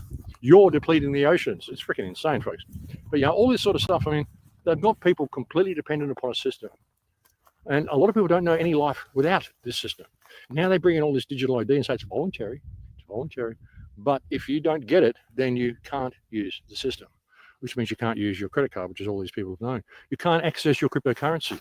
You can't fly anywhere. You can't eat red meat this week because you've already had too much. You can't do this. You can't support petrol cars and gasoline cars. You've got to get an electric car. You've got to do this. You've got to do that. You've got to walk between these lines. And if you step outside these lines at all, or question why you have to walk between these lines, then we will switch you off. And you will have no contact with anybody around you to even be able to tell them, because you don't have any landline phones. You can't just jump in your car and go and tell your friends what's going on because it's an electric car and it's been disabled because you're blacklisted. You can't do anything. You can't spend any money. You can't contact anybody or tell them. And suddenly you're red flag. So if police just see you wandering around somewhere, they might think, well, there's that person that's been completely locked out of the system. Obviously, he can't do anything or can't buy food or can't get housing or can't do anything. So we should take him into custody for his own benefit and take him to a re-education center to see if we can turn him into a desirable rather than an undesirable. Like I said, folks, if there's any hill that you intend to die on, this is it. They can only implement all the aspects of Agenda 2030 and its controls if they have digital ID. So if we can stop digital ID, it's very, very difficult to see how we can end up with a dystopian future, which I believe is in line for us. And if you look on the government's website, it says we remain aligned to Agenda 2030, but we never debated it in Parliament. No one ever talks about it. It's just there in the background, and all the policies are taking us that way. So if you sign up for digital ID, if you say yes to digital ID, I fear you'll never be able to say no to the government again. And whether people are still, not everyone is hot under the collar about being lied to about the vaccines. Some people say they want to put it in the past, but what it has done, it's taken trust in governments around the world to a record low levels. And I don't see any reason they're coming back. Now, in politics, I think, the true leader says to people, this is my shared vision of our future. Come with me and let's make it a reality. Whereas the false leaders we seem to have at the moment, they will make promises they know they can't keep. People won't follow them. They can't lead people because people won't follow them. So therefore, instead of leading, they have to control. And digital ID will be a massive tool of control. It'll always be sold to you as it's for your own convenience and for your own security. And there's an old saying that if you're ever willing to trade your freedom for security, you'll end up with neither freedom nor security. And the only person it's going to be convenient for will be the government. And we will be like prisoners out on license where we're tagged, and they'll know exactly where we are and what we're doing all the time. And if we give into this, future generations, it's not just about us, it's about future generations that will be condemned to that. They will never know the freedoms that they didn't have. And that can't be allowed to happen. If they manage to put this in place, while everybody's distracted with arguing over Charlie Kirk and debating whether Trump's peace plan is viable and whether the Arabs are the good guys or the Jews the bad guys or what's going on, all this sort of stuff, and distracted by all this crap, then this is going to come online. And the only thing that is going to stop it is our complete non-compliance. And again, withdrawing service from the people that are attempting to enslave humanity this way. You don't have to put up with this. Maybe, you don't want to have a revolution. You're a non-violent person. You don't want to do anything untoward. You don't want to get yourself in trouble. You don't believe that there's anybody you can vote in or out to fix the problem, and you're correct because you can't. There is no political remedy to any of this. Well, one thing you can do is withdraw servers from all of these people. That's something we can all do. Maybe if enough people actually wake up to themselves and realize that we are the ones with the power, then we can change it. Like I said, this is all, it all functions like an algorithm. There's too many coincidences. The coincidences of the scrying mirrors, the 33s. There's just so much going on here, which would indicate that it's like Bill Hicks said, we're the imagination of ourselves. I wouldn't be surprised if we actually are lying in some container, like in the Matrix, and we're simply watching the movie of our lives. Only it's like Jeff says, it's a 3D video game, and you get to participate and you get to change the direction that you're going. And the ultimate goal of the game is to find your way out of the Matrix. But you have to know who and what you are. You have to do the work on yourself. Sure, it's good to be physically strong and healthy and all that sort of stuff, but you're going to die anyway. That's a good part of it. But it's also in here. It's also the mind. It's also how you view the game. It's also whether you're seeking for the answers to come from anywhere that is actually external to yourself. There's all sorts of gurus, and there's people you can follow who can show you certain ways of doing things. But ultimately, it all comes down to you. Most gurus, when they start stating absolutes, this is happening, this is doing this is this, and this is that, that's when you've got to start being concerned about them. Because as I've said, the reality is, and the real truth is that nobody knows what the truth is, and that's the truth. This is all an experiment to find out what that truth is, but ultimately it's an experiment to find a way out of the Matrix. Like I said, it's a form of soul purification. That's how come I can look at all of this stuff and have no real attachment to it. I mean, sure, sometimes you do. It drags you in. I mean, after 2 years of looking at blown up children, I got very sick when I was in Mexico before I left Jeff's place, because I'd let it draw me in. And even the last video that I did, I was completely exhausted. And I was feeling frustrated and thinking, what's the point of doing these videos? I've been doing this for 18 years. I've been sitting there editing videos for 18 years, and the world hasn't changed. So, what's the point of continuing to do it? But no, I mean, every time I do these videos, I grow in myself, and I can see that there's people that are getting benefit from it. I can see that there's people that need this information. And ultimately, there's only one of us here anyway. So why am I going to opt out at this crucial point? But sometimes, I mean, it gets a little tiring, folks. It really does. I'm like 68 years old this month. And, I'm still just traveling around, and I still don't live anywhere. And I mean, I lived my whole life basically this same way in bands and toured around all the time and never had any real ties anywhere. But I guess my body's just getting a little weary. I'm getting a little old for long haul flights and getting a little old for wandering around with a stick, talking to a camera, But hey, is that just an illusion as well? Is that simply my mind saying that? Because how old am I? I mean, how old would you be if you didn't know how old you were? If we weren't fed the concept by, was it Pope Gregory? Good old Pope Gregory. If we weren't fed the concept that every time the Earth goes around the sun, like we live in a heliocentric system, and every time the Earth goes around the sun, we get a year older. If we weren't having that drummed into us since we were born, how old would you be if you didn't know how old you were? You look at some of the biblical tales and some of the stories from the past where people lived for like hundreds of years. Was that because it was a different environment and there was a white canopy, like some people say, or any number of reasons why this could have happened? But what if it was because there was no real concept of time? I mean, time is a man-made construct, absolutely. How old would you be if you didn't know how old you were? And how many times have we come back to play this game because we never found our way out of the Matrix while we were here? We got too distracted with all sorts of stuff. Gaza, wars, famine, climate change. So much stuff. So much stuff. Have you actually looked at the list of things that they gave us to be scared of since the 1960s and predictions that they made? And this list is actually a couple of years old.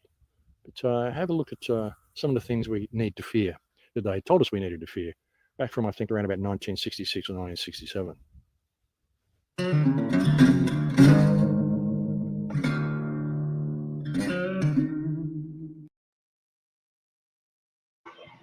So what do we got here? 1966, oil gone in 10 years. 67, dire famine forecast by 75. 1968, overpopulation will spread worldwide. 1969, everyone will disappear in a cloud of blue steam by 89. 70, world will use up all its natural resources by 2000. 1970, same year, urban citizens will require gas masks by 85. Nitrogen buildup will make all land unusable. Decaying pollution will kill all fish, killer bees. Ice age by 2000. America subject to water rationing by 74 and food rationing by 1980. Those are all from 1970. Wow. 71, new ice age coming by 2030 or 2020. 72, new ice age by 2070. 72, oil depleted in 20 years. 74, space satellites show new ice age coming fast. Sounds legit, bro.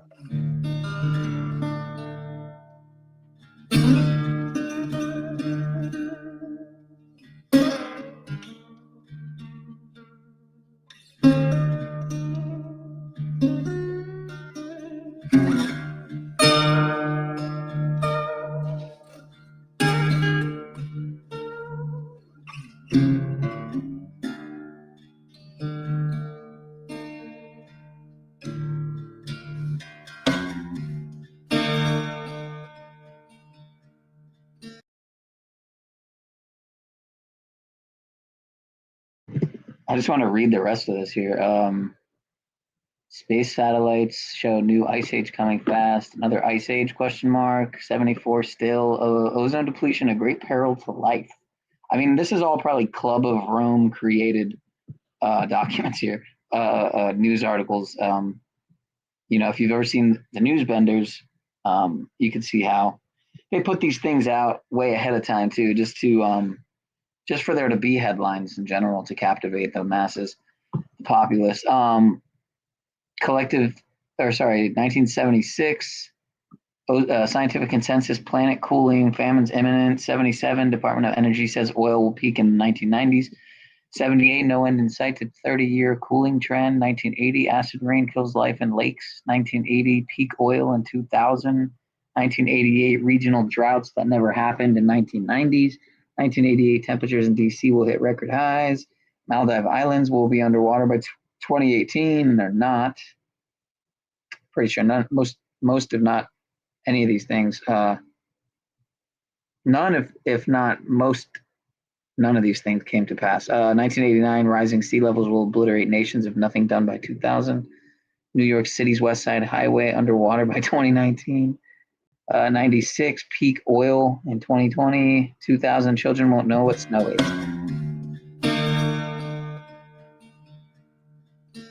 2002, famine in 10 years if we don't give up eating fish, meat, and dairy. Peak oil in 2010. 2004, Britain will be Siberia by 2024. 05, Manhattan underwater by 2015. 06, super hurricanes. Well, there are super hurricanes. That is a thing. I mean, I think everyone remembers Frankenstorm Sandy. They literally called it Frankenstorm. I mean, what was Frankenstein? He was man-made. He was a man-made monster. It's right in your face. Superstorm Sandy, they also called it. Never before had they called anything a superstorm. But here you had both a superstorm and a Frankenstorm, two terms that had never existed until Sandy. And where did it hit? Well, right where Sandy hoax happened. Go figure. 2008, Arctic will be ice-free by 2018. On and on and on, dude. Propaganda apocalypse optics, man. Crazy. 2008, climate genius Al Gore, AI Gore, I almost said. Al Gore predicts ice-free Arctic by 2013. 09, climate genius Prince Charles says we have 96 months to save the world. UK Prime Minister says 50 days to save the planet from catastrophe. Climate genius Al Gore moves 2013 prediction of ice-free Arctic to 2014. 2013, Arctic ice-free by 2015. Moving the goalpost. 2014, only 500 days before climate chaos. 2019, hey Greta, we need you to convince them it's really going to happen this time. Oh man, good times, man.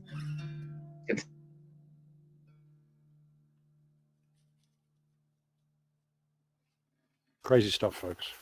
That's what we've been fed for so long. And we look externally at all this sort of stuff, not ever just looking around and saying, look around, I don't see any climate change. I don't see any of the stuff they told me was going to happen actually happening. all I see is them claiming these things are about to happen and humanity is going to be devastated if they don't take action. And their action is always to introduce new legislation, which is going to remove more of your rights, so that now you need a license to go fishing, for God's sake. Soon you'll need a license to walk your dog in the park. Soon you'll need a license to even leave your house. That's the way we're going. That's all coming with their smart grid, folks. Never have any fear of that. But yeah, it's crazy what it's become. And when people, it really sinks into their mind what this smart grid is, I mean, they'd be running for miles from this. As I said, I've been warning people about this for the last 15 years since my film Transformation, and I've been screaming from the rooftops about it. It's been a huge focus of so many of my shows since 2016. And it's good to see that so many people are talking about it now. I just hope it isn't too late. But they're just making a mockery of us. I mean, even with what happened with the Charlie Kirk shooting, there's so many different explanations for it. Bullet came from here, bullet came from there, exploding freaking pager, whatever it was, microphone. So much stuff. Hologram. Didn't happen. It was a blood pack. I mean, all of it is believable. So many different things. Must be 6 or 10 different concepts of how it all went down and who the shooter was and all this sort of stuff. And all of them are possible. And then no autopsy, no anything, no death certificate, no funeral, no grave, none of this. Where's the funeral? Why wasn't the funeral on TV? Where's the gravestone? Where's all this sort of stuff? None of it. It's just they're making a complete mockery of us, saying it was this guy on the roof. They show us the video of the guy running off the roof, but they didn't go back 10 seconds and shows him actually taking the shot. No, they just cropped the video, so we only saw him from that little thing on the roof, the room on the roof, to when he jumped off, and he loses his shadow halfway through the run anyway. I mean, it's a joke. They're making a mockery of people with this. And they're even making a mockery of people thinking they're going to be able to vote their way out of it. There was a recent campaign saying that J.D. Vance should run for president in 2008, and they're even saying it's his bid for the 2008 Hunger Games. I mean, you can't make this shit up, folks. They're just taking the piss out of people at this point. They really are. But anyway, I'm going to leave it there for now. I've been babbling on for ages. I wanted to try to keep this video short. But hey, enjoy the show. Enjoy the show, folks, because you ain't seen nothing yet. And this is what you came here for. And you shouldn't think that you have any real stake in the outcome, because you know you're going to leave here eventually anyway. It's just your choice as to how you do leave. And don't start hating people. With everything Israel's done and everything these Jews have done, I don't hate them for it. I speak out against them, and I will never give them the time of day or do any business with them or give them any credence whatsoever. But that isn't a matter of hating them. It's a matter of simply doing what needs to be done, recognizing evil for what it is. But I'm not going to become that evil by reducing myself to hatred, because that's not what all this is about. As I've said, these are the most programmed people on earth. They're literally bred into this type of mentality. They've got this Amalek shit driven into them. They're brought up in their schools and trained to hate Arabs. All the kids are trained to, have a, obsession with guns from a very young age. They take their kids to gun shows and do all sorts of crap like that. And they teach them the most horrendous things in Israeli schools. So they're the most programmed kids on earth. Ultimately, they need love as well, because perhaps if they had had love, they never would have become the evil, demonic supporters of mayhem and genocide that they are. This is where religion falls down, folks. I have said many times, I think all religion is demented. It just leads you away from God.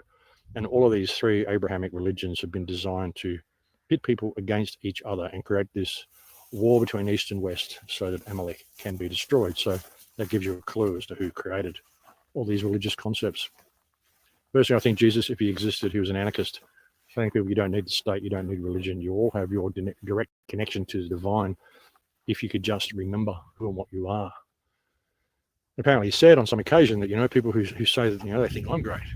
Well, wait till you see what you can do. It's just that people don't realize their own power. But anyway, folks, I'm going to leave it there for now. Thank you for joining on this report. Thank you, as usual, to all the people who send me so many kind emails. Thank you to all the people who choose to contribute. If you can, there is a link below to my contribution page on the website. I could always use the support, folks. As I've said, I've never monetized anything. All of this has just been a one-man show done at my own expense and with the help of those who choose to contribute. So thank you for that. Take care of yourself. Don't get too caught up in everything. Don't get too emotionally involved. I mean, when you do, you get sick. I'm living proof of that. I got too emotionally involved a couple of months ago, and I got quite sick for a week. And realize all this has been done basically to educate you and to educate humanity and to purify the human consciousness anyway.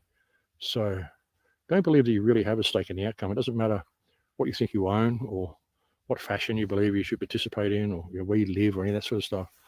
What matters is who you are, what you are. You're a beautiful, perfect expression of God consciousness. Everybody is. And as soon as we remember that, refuse to comply with wrong behavior, Refuse to comply with anything which causes us to step outside our moral compass. Don't get led into the mainframe. Don't accept digital cash and digital ideas. The world is around you. You don't need to live your life online. There's a whole world around you. And I can talk. I spend so much time in front of the computer researching and preparing these videos that, I mean, that's something else I've sacrificed to try to bring this information to people. I mean, my life, my social activity. I spend so much time online and in front of the computer and editing videos trying to help humanity overcome this crisis that I've kind of sacrificed a lot of stuff myself, folks. So, you know, it's time for us to become human again, and me as well. It's just why I'm doing less and less videos and get some time to myself, you know, a bit of time for meditation, a bit of time for just observing the beauty of the world. I mean, the world is an incredibly beautiful place, folks. Look at these donkeys over here. Got donkeys. A couple of horses over there. Little ponies. The little one is a stallion. It's the foal of the other one, which is obviously its mother. But they're quite small. And these donkeys, there's one male and one female. Lovely creatures. And as you saw earlier, sheep tend to run and do the bowl opposed to they've gotten out of their pasture. And these are all just pets, folks. I mean, they're not going to eat the sheep. They've got a couple of cows as well. They're going to eat them. They're just all pets. They just like having animals around. So, yeah, beautiful people, beautiful place to be. But anyway, folks, I'll leave it there for now. I look forward to speaking to you again soon. Please take very good care until then. In Lakesh.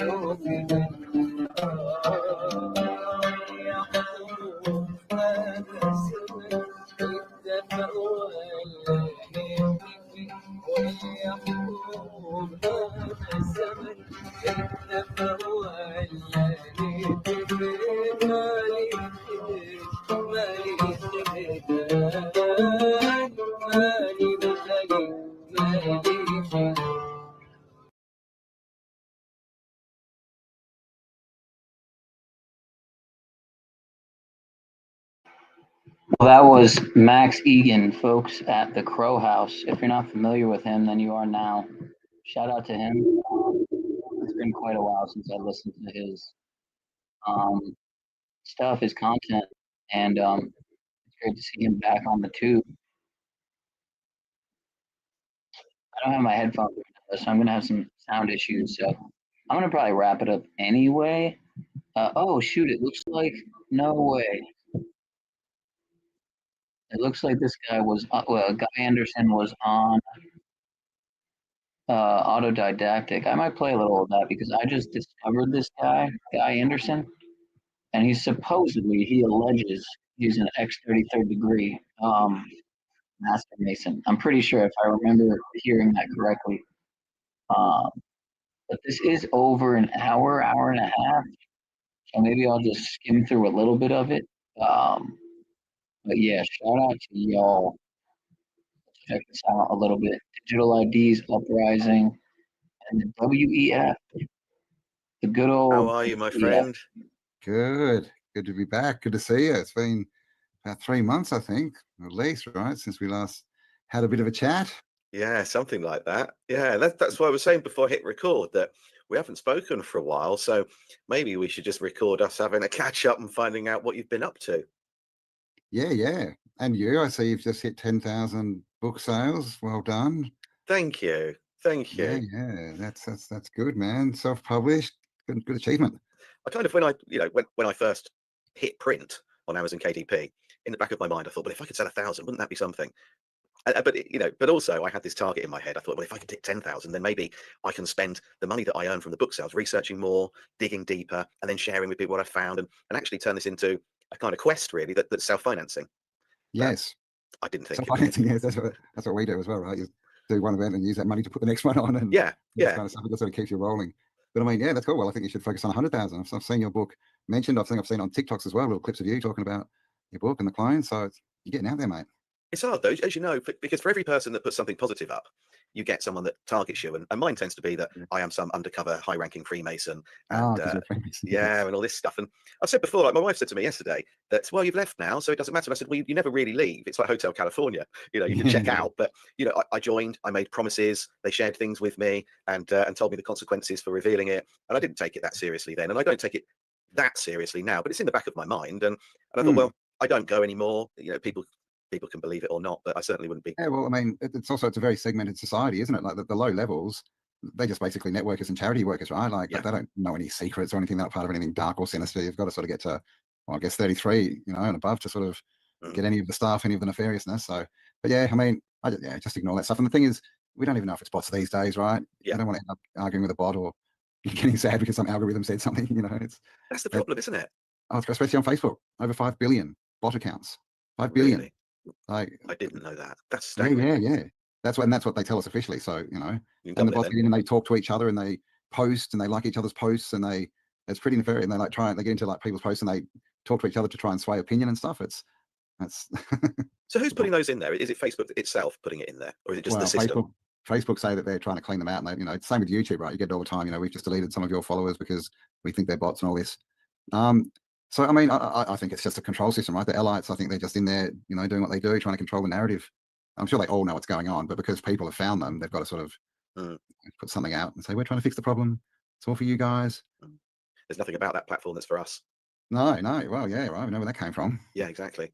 People don't realize, do they? They think with Facebook that someone in a college dorm dreamt up an idea and away we go, you know, fast forward to today. And it's almost half the population of the world are on it, and this all happened at the series of events, you know, accidental if you like, or come on. Yeah, and you know, dates of one thing shutting down, another opening up on the same day. I mean, it's a good plan though, right? Like they want to do information harvesting, and they're like, how do we do this easier? Let's just make a platform that can just all give it to us. Yeah, it's kind of like AI, isn't it? ChatGPT, I think, similar to that. A lot of people think it's their friend and a counselor, a mentor, and they don't realize what's going on with it.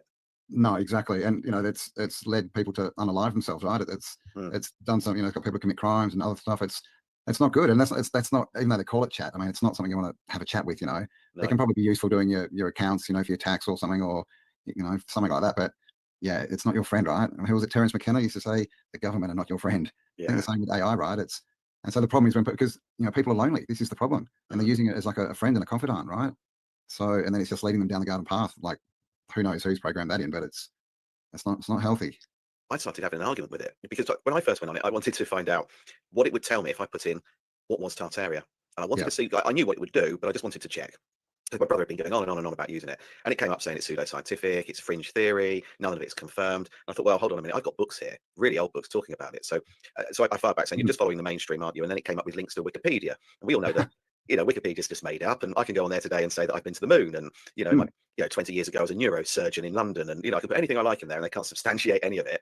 So we know that's bullshit. But that is where it's getting most of what it claims to be factual information from. It references Wikipedia. Wikipedia. Yeah, I mean, and essentially that's why I believe it's just an algorithm still. It's not sentient, intelligent. I mean, what they have, who knows what they've got, but definitely what we've got access to. It's just an algorithm. Yeah, it's just told, you know, which websites it can and can't go to, and you know, where to get its information, all this kind of stuff. But I did the exact same thing. I was arguing with it. Well, this and this and this. This was like a year or so ago, and I just gave up. So I don't use chat. I don't use AI at all. I don't know. It could be a step too far, you know. I agree. I mean, I use it only for generating the artwork for each post I put up on Facebook, because I don't. Like, it's a bit of a shame because I was a graphic designer before I was a tattooist, but I don't have the time to sit there and design something. So I've been putting in. This is I'd like an A4 poster designed with this title and featuring these images and this kind of thing. And it just I use it as a time-saving kind of platform. But my nephew is he's doing AI at university in Madrid. And he's going to be working with, I think he's going to be working with something like the UN and doing something with them. Yeah, I mean, really sort of sinister stuff. Hoping to get some inside info. Jeez. But he's on board. He is one of us. He's totally awake. And the funny thing is, his dad, my brother, is partially awake. He's sort of, it's like someone woke him up in the middle of the night. He's not quite where we are. He's still a bit startled. But he said to my brother that he said, Dad, you keep going on there asking it advice because you've found a lump, or you've got a problem with your back, or there's this or that going on, or you've come out of a relationship. Should you get into another one? You're talking to something that is a series of zeros and ones. That is all it is, and you're talking to it, Dad. And he's been trying to get my brother to stop using it. My brother's on it all the time. He asks it everything, and I go on there to fact check quickly. I mean, that's probably the wrong term, isn't it? But mine will be if apart from getting it to make the artwork, I will go on there and say, I can't remember the year that the fire happened in Chicago, and I can't remember the name of the person that owned the cow that knocked the lantern over. It's faster than going onto a search engine. So I use it to save time, really. If I'm just double checking something, or I want to know something, Operation Bluebeam or Project Bluebeam, can you tell me the person that was behind this and the year that they first started talking about it? Because if I go onto Google, I can find the information eventually, but I might have to go on half a dozen websites to get it. Especially these days, it's harder to find. There's the stuff that, oh my gosh, 4 or 5 years ago was quite easy, and half the stuff's gone. But yeah, it's not as easy to sort of search with Google and all this stuff these days, or other search engines. So it's got its place. But I think as long as we remember, it's a tool. Yes, it's a tool for us to use. And that's all it should ever be, right? Yeah, I mean, it's my brother said an ancient alien god. Who knows? Well, somebody said to me that, and they've done some research into it properly. This is someone that's credible, and they said that it was 70 years old. The ChatGPT was actually from the conceived 70 years ago. Yeah, so it's not a new thing at all. So if they're saying that, if that's out there in the public domain, you could probably double it. Yeah. I mean, was it an old world technology that they got? We know that they store all that stuff in the inventory, right, until they can work out how to use it against us, and then the inventor comes out with it. So yeah, I mean, who knows? There's a lot of discussion about how old it is, right, and how powerful it is, and all this. A lot of people think it's the Matrix, the creator, and all this. But I mean, I think whatever it is, it's definitely at this point. Well, who knows? Maybe it is in control. We just don't know. It's a hard topic, right? Something's in control. It's not us. Yes. That's an interesting one. I mean, the version that we get anyway, that we can talk about, that we know something about, it's an algorithm. It's not spiritual. It's not going to tell you your future or how humanity evolved to get here, or any of these questions you hear people asking it. It's just a tool. Yeah. But I mean, if they're going to use it against us, if they can, right, with surveillance, and you've got the BRIC card coming in to save you. Unbelievable, isn't it? I just can't believe it. And isn't it funny? For a while now, I've been sort of looking at Tony Blair, and he disappeared. He disappeared. He popped up. He disappeared, and then he popped up during the pandemic. He popped up again, reared his ugly head, disappeared, and now he's back in the limelight again. This man is not going away. Well, his son, Ewan. I think it's Ewan, owns the company that owns all this technology for all this surveillance and BRIC card and all this kind of stuff. I mean, we know they like to keep it in the family, right? So we've got it coming in December apparently. So it'll be interesting. A lot of Brits are on the street, which is good. A lot of people are, making a big noise. What do you think's going to happen? Have you got any plans? Like, what if you get locked out of YouTube and all, Facebook and denting things, right? Yeah, a petition's going around here, and it's got millions of signatures now. And I keep saying to people, they don't care. You can petition whatever you like. It's not going to stop anything from happening. It's you exercising a right that you have. Yeah. The best thing that we can do is boycott any business that demands it. So it could be a local supermarket. It could be an online retailer. We've just got to make different choices. And I think that if we can hurt the companies that are supporting it financially, then they will then have an issue. So they might then say, well, look, we can't continue to demand digital ID for our customers because it's costing us, it's costing us a fortune. We could go bust if we carry on doing this. So I think we've got to make different choices now. And I said this the other day, that it might mean that you have to shop further afield. It might be a little bit more inconvenient, but I think now is the time to go to the cash point at the start of the week, withdraw cash for what you think you need for the rest of the week to get your shopping or whatever. Not use self-checkouts, queue for the till. It might take you 10 minutes to queue, but during that time, perhaps that's the time when you're stood there that you could reply to messages on social media or scroll, rather than doing it when you're sat at home with your family or your friends. So use that downtime, like if you're in a traffic jam and you're not moving, you're physically stuck. That's a good time to catch up with things, rather than doing it when you're in the presence of other people. Yeah. So I think we've got to do that. I think the petition's a waste of time. But what happens ultimately, I think they are going to ostracize those that don't. But but what if that ends up being half the population? Well, I think at this point it looks like it could be. And then I don't think it works. I don't know. I'm just, for some reason, not that worried about it. I just got this feeling that it's just going to fall on its face. But I mean, who knows? You've still got to be prepared, right? Because I don't know. But yeah, I think it's going to be much bigger kickback. I mean, look what's going on. What's going on all around the world at the moment, right? Like Philippines, Indonesia, France, Germany, Spain, Nepal, England, and they're trying to paint it all as it's all mass immigration, like all of them, apart from Nepal. They said there that it was about the ID. Everywhere else, they're sort of saying it's immigration, but I'm sure that's part of it. But most of it is against government and government corruption and overreach and overspending. That's what people are really annoyed about. And so there's already a groundswell, right? And it hasn't even been introduced. So it's going to be an interesting couple of months, I think. And then, that's if we make it, right? Because there's a mothership coming through the solar system to attack us or something. Really? The Three-Eyed Atlas. Yeah. I haven't heard that one. You haven't heard about Three-Eyed Atlas? Oh, it's been going for a few weeks. It's it's an asteroid that's astronomically big. Can't remember how big, but huge. And then they're like, oh, it's changing its trajectory, and basically they're painting it, and so it's a mothership of aliens, right? It's going to be here next month or something. And yeah, it's crazy. There's this big space narrative being blown up, and comets everywhere. And it started off as one. Now there's like a group of comets coming towards us, and I think they're all spaceships. And so they're building the story, man. They're going for this Project Bluebeam.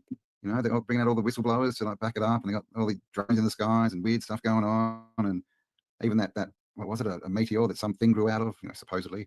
So they're building, but yeah, they've literally got it's like what is it, Three Body Problem? Did you see that show? No. It's literally the same story as what's going on now. Like this, they said they'd find this mothership that's slowly coming towards Earth, but you know they get warning of a few months, and so yeah, it's gonna be interesting, right? So what do you think the game plan is with this? What do you think they're trying to achieve by telling us it's a mothership? Oh well, the alien invasion, the Project Bluebeam, which is all about bringing in a one world religion. Well, that's what Blair's been pushing. Tony Blair's been pushing that for years. There you go, and this is another facet to the immigration, right? The mass immigration is they're making everyone clash, all the different religions clash against each other. And if you've noticed, you're now allowed to say the word Jew on social media, and like there's a lot of people coming out and like really getting stuck into them. And so that's all this division, you know, like faith against faith kind of thing. And then I guess, you know, Jesus or Muhammad or someone will come in a spaceship and reunite them. You know, they're trying to rebuild the third temple in Jerusalem. They got the red heifer that they sacrificed. Trump's built like a replica of the Ark that basically that's now in Israel. That's going to go into like their engineering prophecy is what they're doing. Yeah, to get everybody on board. Yeah, end times, right? It's every moment. It's the end times. It's the end times. It's the apocalypse. It's all. I believe it's the apocalypse, but the apocalypse is just the unveiling, right? We're seeing all the stuff, but they're pushing the end times. That's why all these, you know, the weather events, the hurricanes, you know, which we know is all geoengineering, right? Yeah. None of it's natural, but they're trying to give this environment of, oh, look, it's the end times. Everything's happening. Oh my God, and that way, you know, they get a lot of people confused, looking for answers. You know, the churches are taking on people left, right, and center. A lot of people are turning back to the churches because they give them an answer of sorts, right? Which is what they want, and then they'll give them, you know, the answer. Oh, look, Jesus came back, and he said you're supposed to be a Muslim. That'll spin them out, won't it? Yeah. So yeah, I think it's, you know, it's the Agenda 30, right? Like they've written it all down. They've told us what they're doing. You know, like they've got the EU, the European nation. They've almost got the African and Asian. Obviously, they're trying to get North American. You know, with Trump trying to get Canada and Alaska, Greenland and all this stuff. So it's a playbook. It is, isn't it? What do you think will happen at the end? What do you think the outcome will be for us? I think we win. I think that we're at a you know, whatever, like a turning point or a reset point or whatever, but everything's energy. So that's what's resetting, right? Is the frequencies and the energies. And clearly we're coming out of a negative charge. So the negative people were in charge, right? So as we go into the positive, then positive people will then be in charge and they'll take charge.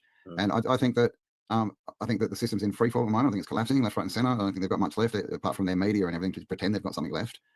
And I think that they will fall. There probably will be retribution. I think it's probably get worse before it gets better. I think a lot of people are going to want to see, you know, certain people leave the realm, shall we say, you know. Yeah, they're held accountable in one way or yeah, another. and so there's going to be more uncovering, you know, of what's really going, you know, we're only at the surface probably of what's really going on, right?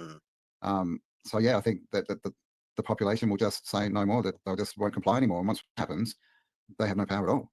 No. At all, right? Even if they have their armies and police, well, that's no match for 1 billion people. No. You know, so yeah, I think it's growing pains, right? It's always a bit of a struggle to grow, but it's always good on the other side. Yeah, that's a nice way of looking at it. I think that's one of the best things people could do is just turn the news off, because propaganda doesn't work if it's not fueled. Yes, totally. I think we've also got to be careful of social media. You know, a lot of people think social media is not, you know, they see it differently, right? Like it's free, and there's a lot of videos out there that are just people, right? Like you and me talking.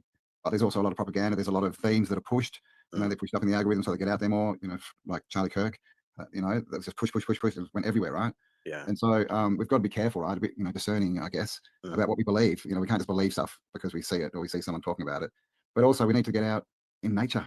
You know, get away from the 2D world, especially the scrolling and all that kind of stuff. You know, it's fine to talk to people and research, or if you have to work, but it's this endless scrolling, dopamine hitting, and you know, instead of driving 5 minutes to see a friend, you know, like FaceTiming them or something, I think we need to get into the 3D world. Yeah, I totally agree. That's what we did 2 weeks ago. We had our event. Yes. Jolly Swag Tour. So how did it go? Good. Yeah, 150 people. That's fantastic. Out on a farm. Pretty much, well, especially for you, it'd be the middle of nowhere. It's sort of an hour and a half to the nearest decent sized town. So we had people fly in. We had someone from New Zealand, someone from Thailand. We had people who drove days, like 3-4 days to get there. So we had people from everywhere, every state in Australia. So yeah, it was awesome. And that was the whole thing behind it, is get away from the screen, actually meet people, have actual conversations, get out in nature, and wait. Like no one brought a computer. You know, there were a few phones, but no one was looking at them. No one was using their phones, right? And so it was great. People loved it. You know, we had a ball, just sitting around talking and had some live music. People brought, you know, their instruments. We had some bands turn up and had some speeches and talks going on and little Did you have shops. talks there? Yeah, we had talks. Yeah. What were the themes? Did you have different themes that people were speaking about? Different? Yeah, it was just community run. So we basically told everyone if they wanted to talk, they could talk. So we had people talking about tax. We had people talking about like divining and feng shui type stuff. We had people talking about healing and meditation and herbs. And we had about 3 couples turn up that were like musical couples. You know, they got up and played for us, and a few other people. Yeah, and it was just great. It was we just kind of hosted it, and it's much like our newspaper. It was kind of community run, and that was the whole point. Like we had 3 volunteer weeks or 2 weeks, I think they were, leading up to it in the months beforehand, where we just invited people to come and help us build it, basically. Yeah.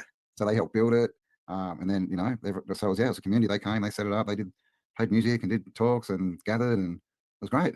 So I'm guessing people were camping. Yes, it was. Yeah. So had a few caravans and buses and vans, obviously, but yeah, had people out there in their swags and their tents. Oh, brilliant! And everyone behaved themselves. You didn't have any trouble. No, it was great because it's everything we do is 100% from our audience. Yeah. Like we never advertise anything outside of the podcast audience, and you know, our audience are awesome. So yeah, no, not a problem. Not even like nothing. You know, not even people just not liking each other. Nothing at all, really. So it was great. You know, and we didn't tell the council or the police or anything like that. We just did it, and we had it was great. No problems at all. Could they have said anything or done anything? I mean, you know, councils, they would basically come on and try and, like, we got like portaloos and all this and power and water for fires, so we're all set up, but they'd come in and try and tell us we didn't have something that we needed, and they basically just try and charge us money. You know, they're like, they see an event and they smell money out of it off their council. But yeah, no, it was great. So we'll be doing more of those in the future. It's funny, isn't it, when you get a group of people together that think the same way, how different that is to a football match. Oh, yeah, it's all about the frequency, right? Yeah. I'm guessing people were drinking there and smoking and gambling. So people had quite a few drinks. We had a few party nights, but yeah, not even a mean word. It's incredible, isn't it? This is something I noticed with my kids when they were growing up. My youngest son played football, and my eldest son played rugby. And as they got older, and we were going to bigger events that started to be, you know, held in local stadiums. The difference between the parents inside and the kids on the pitch with football and rugby. In rugby, you could sit in amongst the other parents. And then progressing that further, you know, I went to see England, Australia at Twickenham. I used to go and watch Northampton all the time, which were the Saints at the top of the Premiership. You could sit in amongst the opposition, if you like, the opposing fans. You all sat together and you could drink in a rugby stadium, but not in football. And it's and I often wonder if football was almost designed to get people to hate each other, to target a specific demographic and get them to dislike each other, even if it's your next door neighbour or a friend just over the team you support. Where in rugby you never really see it. You see the odd thing on the pitch, but you never see anything. I suppose rugby is, you know, a bit more upper class. Is that the right word? A bit more, I suppose, cordial to each other. But in the end, that's all kind of sports, right? It is division, and I guess in somewhere like England, it's much more at a sort of focus point. Right? In Australia, we have that, but you know, you've got to drive a couple of days to get out of the state, you know, to find the other team, right? Yeah. In England, like you can walk around the corner, right? You're in someone else's territory, I'm guessing. So it's very, and that's what they do, right? It's kind of like statism, right? Like, this is my football team. So it's like, this is my country. I'll fight for it, you know. So yeah, bread and circuses. Isn't it? Isn't it just? Yeah. I was having that conversation with Gareth Ike last week, and he said that you know, it is bread and circuses, but ultimately he likes both. He likes bread, he likes circuses, and I think it's okay if you understand the concept and the mechanics behind it. When you don't, you're oblivious. If you're asleep to really what's going on, that I think where the danger is lying, because I see it as just another mechanism to divide and conquer, to separate people, like religion. You know, we're arguing over the same bloody thing. You've got Christians and Jews arguing. But actually, you know, if it's Abrahamic religions, exactly. So you know, and then you've got the Muslims you know, the Christians arguing with the Muslims as well. And thinking, hold on a minute, you know, the Quran and the you know, the King James Bible. There's not a massive difference there. No, the Muslims like call Jesus a prophet. Yeah, right? But they hate each other. And then the small hats, I'm still scared to say that word, even though you can. They basically said the opposite about Jesus, that he was a fake and a fraud and blah blah blah. And they were actually the ones who unalived him. But the Christians like the small hat religion. Right? Like, how does that work? That's crazy. Yeah, it's not thought through. And you know, this is something that I keep saying to people. You can preach all you like about what's in the Bible and what somebody told you on Sunday when you went to church. But if you haven't read the owner's handbook yourself and really ingested it, then actually you don't really know what you're talking about. And a lot of it's been doctored and you know, discarded or hidden, badly translated on purpose. Cultured. Yeah, you know, Council of Nicaea, you know, they took out, what was it, 60 books or something, and now they're all non-canonical and all this kind of. Why is that? Oh, because someone said so, you know. Yeah. Wasn't Enoch Noah's grandfather? Yes, but that doesn't matter. Yeah. It's not part of the story. and leaving out the book of Jesus. I would have thought that would be a fundamental one to add. Yeah, there's a book of Mary, a book of Adam and Eve, and of course they took out, you know, the book of giants and all these types of things. Yeah. But and this is the thing, that's how they found the book of Enoch, is it was still in the Ethiopian Bible, and they found it there in the early 1900s, and you know, so that proves that it's all editing. right? They're just like theirs was less edited. I think they've got an extra. I think it's like 10 books or something. It's more than just Enoch. Yeah, I can't remember. I actually have it here somewhere. But I'd started reading. I was reading Enoch 2 as well, the second deal, but I don't know where it's gone. But the Ethiopian Bible is the only one worth reading. But I always, sorry, I always wonder why they all quote the KJV, right? It's like that was 1600s that was done, and it was by a king who sold it, by the way, for a profit to help start the whole printing industry. Yeah. And they take that over something that's clearly predates that, and so he's much closer to the source. And they just know. I don't understand. It just doesn't compute in my head. And the Crown still own the copyright to it. So if you buy King James Bible today, they're still financing the Crown, which shouldn't happen because the Crown's money comes from us anyway. Exactly, right? But they're so nice, They drive past in their solid gold carriages and they wave at the poor people. It's so good. They just stand in their light. Yeah, I never was a fan, but the further down the rabbit hole that you go, the more you find them intolerable. And they shouldn't be there. I mean, we've got a German bloodline sat on our throne. Yeah. The whole thing stinks. Yeah, I'm just not. when I see probably people not even German, right? They're probably Khazars or something, right? I think probably fine if you look into it. Yeah. I was looking into. I'm always looking into the Rothschilds and digging. Different surnames they've had over the years. And when the Rothschild name became Rothschild and they started establishing, bank and finances, I looked at. I just went back a couple of what's the word I'm looking for? It's gone. My brain's packed up. So I looked at. I've forgotten his bloody name as well. Sorry, Campbell. Yeah, so I looked at him, and so it was Mayer Amschel. So 32 years old, he becomes this sort of banking founder, I suppose, or magnate. But I was looking at his great granddad, Elijah Baal, Shem of Worms, Baal, B-A-A-L, Elijah Baal. Really? Yeah, and apparently practiced the Kabbalah, and he was into miracle working, Canaanite. Really? Yeah. With Baal, so a true Hainer Baal. You know what I mean? Yeah, and someone that was I was talking to about this was saying, well, no, at the end of the day, it wasn't Baal wasn't the same thing then. It has other meanings. I said, it doesn't have other meanings. I'm not going there with you on that one. And especially if there's a link to Canaanite, it definitely doesn't have another meaning. No, that was one of their gods. Yeah, exactly. And there it is. If you want to see how dark this family is, just a couple of generations before the first Rothschild, it's there in black and white. Yeah, well, it's interesting. Why would they change their name? Yeah. What are they hiding from, right? Like, and that's it. Family name, isn't it? Keep changing the family name. Yeah. And then you think yes, they just make one up, don't they? Just make them up. Yeah. So it's harder to follow the bloodline, or at least if you don't look into it, you don't even understand that they're from somewhere else. Yes. It's all just one parasitic being, I think, right? With a million humans at its finger, doing its bidding. Yeah, I think so. But I think their time is up. It's they're even looking a bit weak. I did see one of the clips with Tony Blair just recently, and he was pushing, I think, the digital ID, but he just didn't look very confident. He kind of looked a bit defeated. Trump, obviously, he's always, a lot of them are finding they're not so, their bravado's gone a bit. They're looking a bit, bushwhacked. Yeah. So that was interesting. Yeah, well, I hope he is. And it's no surprise that his son is going to be involved in actually the infrastructure and logistics. And that was probably put in place when he was a kid. Yeah. I was just going to say, he got chosen to be that figurehead, right?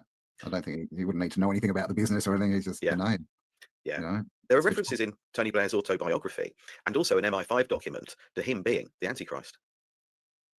Really? Yeah. An MI5 document? Yeah. I mean, it doesn't specifically obviously say it verbatim, but I did some digging and I put a post up on Facebook saying I can't really share this information on this particular platform, but I put it as a blog on my website, which I control. So, you can read it there if you'd like to. And then people started sharing images with me of Blair when he was in power years ago. And a lot of them came up with, this is going back to when he was Prime Minister, of him having demonic eyes, and they'd sort of turned him into a sort of demon. And I thought, I think I've seen that picture actually. Yeah, right. What does Blair mean, I wonder? Well, to me now it's just Blair Witch.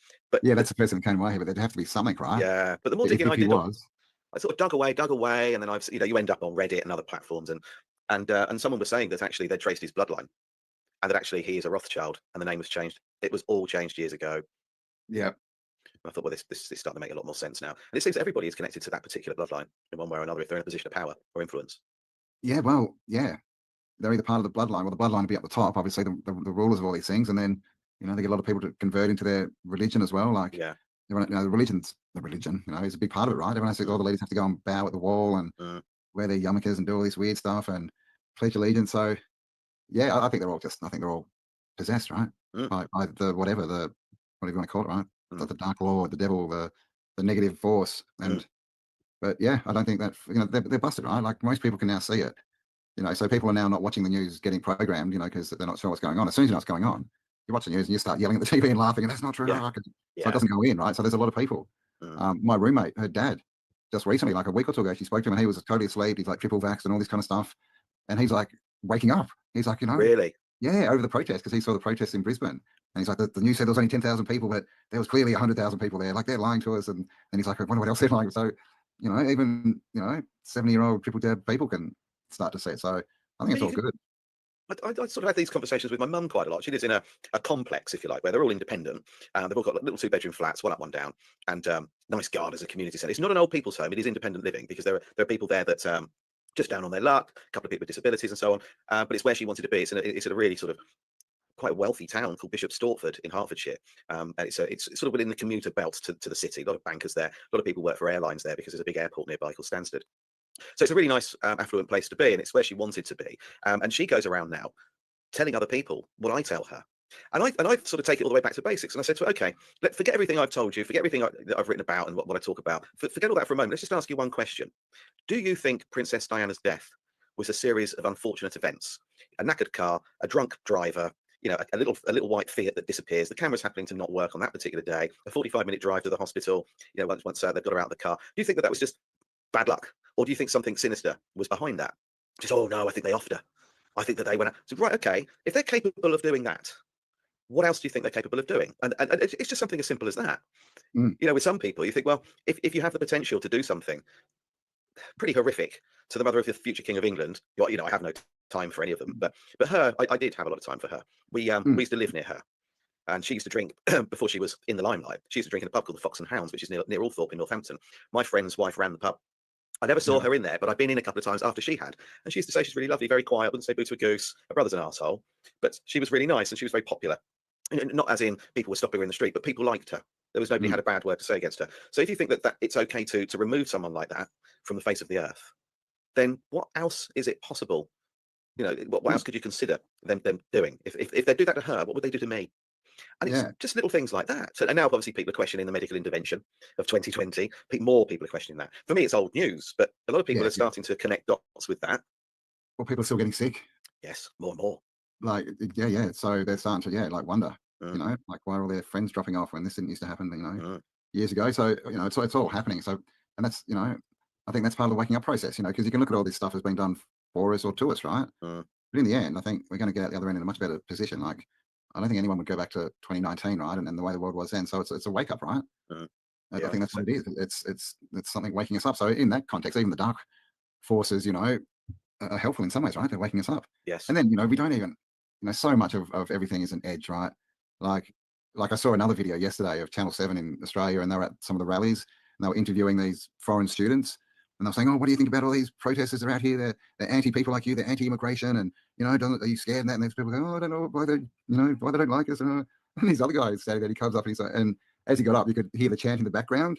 And they're chanting like, Albo's a wanker, which is our Prime Minister, Albanese.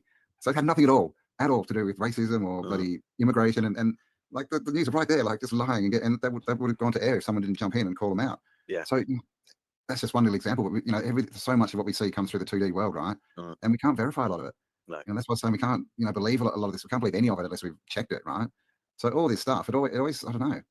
Most of it always seems to happen in a far off country, doesn't it? Like the other things, like maybe all countries get different news, and so like in Australia, we're like getting all this news. Oh my God, America and Europe, everything's going on, and you're getting everything's going on in Australia and Asia, So we all think there's something going on, but there's really nothing. I mean, that's 1984, right? Yes, the perpetual war, the perpetual threat, but it was all fake.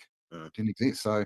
I wonder how real it is. Not saying that people don't go through it or anything, but if it's not real in our lives in our 3D world, it's not relevant for it. It's none of our business, really, is it? No.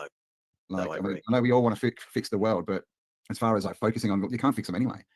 That's the big thing. We should be focusing on things we can fix, right? Like boycotting stores, like not complying, like building our own, system, like our own food networks and water networks and shops, and this is practical stuff that will get us out that we can do. But a lot of people just, it's part of the scrolling, right? They're scrolling and they're like, oh my God, the world is blowing up. It's the end times. Oh my God, but when we were on the farm, no screens. There was no war. There was no turmoil. It doesn't exist, right? You've reminded me, and I'm probably going to get this wrong, but I read years ago about one of the missionaries going to an island, and he talks to one of the elders, and this is true, but I can't remember who it was, when, and where. But he said, I want to talk to you about the Bible, about our religion, and I'd like you to consider what I'm about to tell you. So he gives him the 10 Commandments and says, "Thou shalt not do this, blah blah blah blah." And he says, "So what happens if I do one of these things?" He said, "Well, you'll go to hell. You won't go to heaven."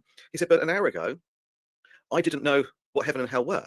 So if I had no knowledge that what I was doing was wrong, would I still go to heaven and hell? He said, "No, it doesn't work like that. If you're knowingly doing something against the will of God, then you'll be punished for it. But if you didn't know of it, if you weren't aware, and you carried on doing it, then no, of course there'd be no retribution." He said, "So what you've done now is basically come and told me that some of these things that I might do could result in me going to hell and burning for eternity in a pit of fire, and all these other pretty unpleasant things happening to me. If you hadn't have told me any of this stuff, I could have just got on with my life. So basically what you've done now is tampered with me and changed my outlook for the rest of my life based upon a book that you've been reading, and you've shared some of it with me. I wish you had never come here." Yeah, exactly, right. And it's like bloody news. I could never commit a sin, right? Yeah, and just think that, and it's like the news, isn't it? You can't worry about something if you don't know it's going on. And maybe that time that we spend doom scrolling and sharing news clip after news clip with other people, have you seen this? Have you seen what Trump's just done? If nobody watched it or took any notice, they wouldn't do anything. They'd have to stop doing things because no one would care. And this is the thing, like, if I say, we should all just spend our time in the bush chatting and doing all this stuff, and people will be like, "But what about the world? They're doing all this stuff." And it's like, well, yes, but if everyone went to the country and did that, nothing would happen because they can't do anything without us, right? They have no attention, they have no money, they have no henchmen. So it actually would fix the problem. The problem is society's full of people who, on different levels, right, who are different levels of fear, and they're different levels of being attached to the system, right? Which is inherent, and that is again the problem, that we're all reliant on it. So obviously the solution is to get not reliant on it. But that's why we've got to. We've been taught, right? The system, get a job, work hard, buy a house, you'll be right. The government will look after you. So yeah, it's I think the answer is just getting out, talking to people, especially now. With a lot of people still isolated after the whole 2020 stuff. We had people on the weekend who still weren't talking to them, or whose family still weren't talking to them, like 5 years on. Really? Right? Yeah, and they lost friends and everything and isolated. So it's, for our people, it's a big thing. And then you get them all together and everyone's like, "Oh, what do you," they're all working out, a lot of them live close to each other. But you never know, right? Because what are you going to do? Go door knocking and say, "Hey, did you get the thing in your arm? Or what do you know? Do you know that it's all lies?" And you're not going to do that. So we never know, right?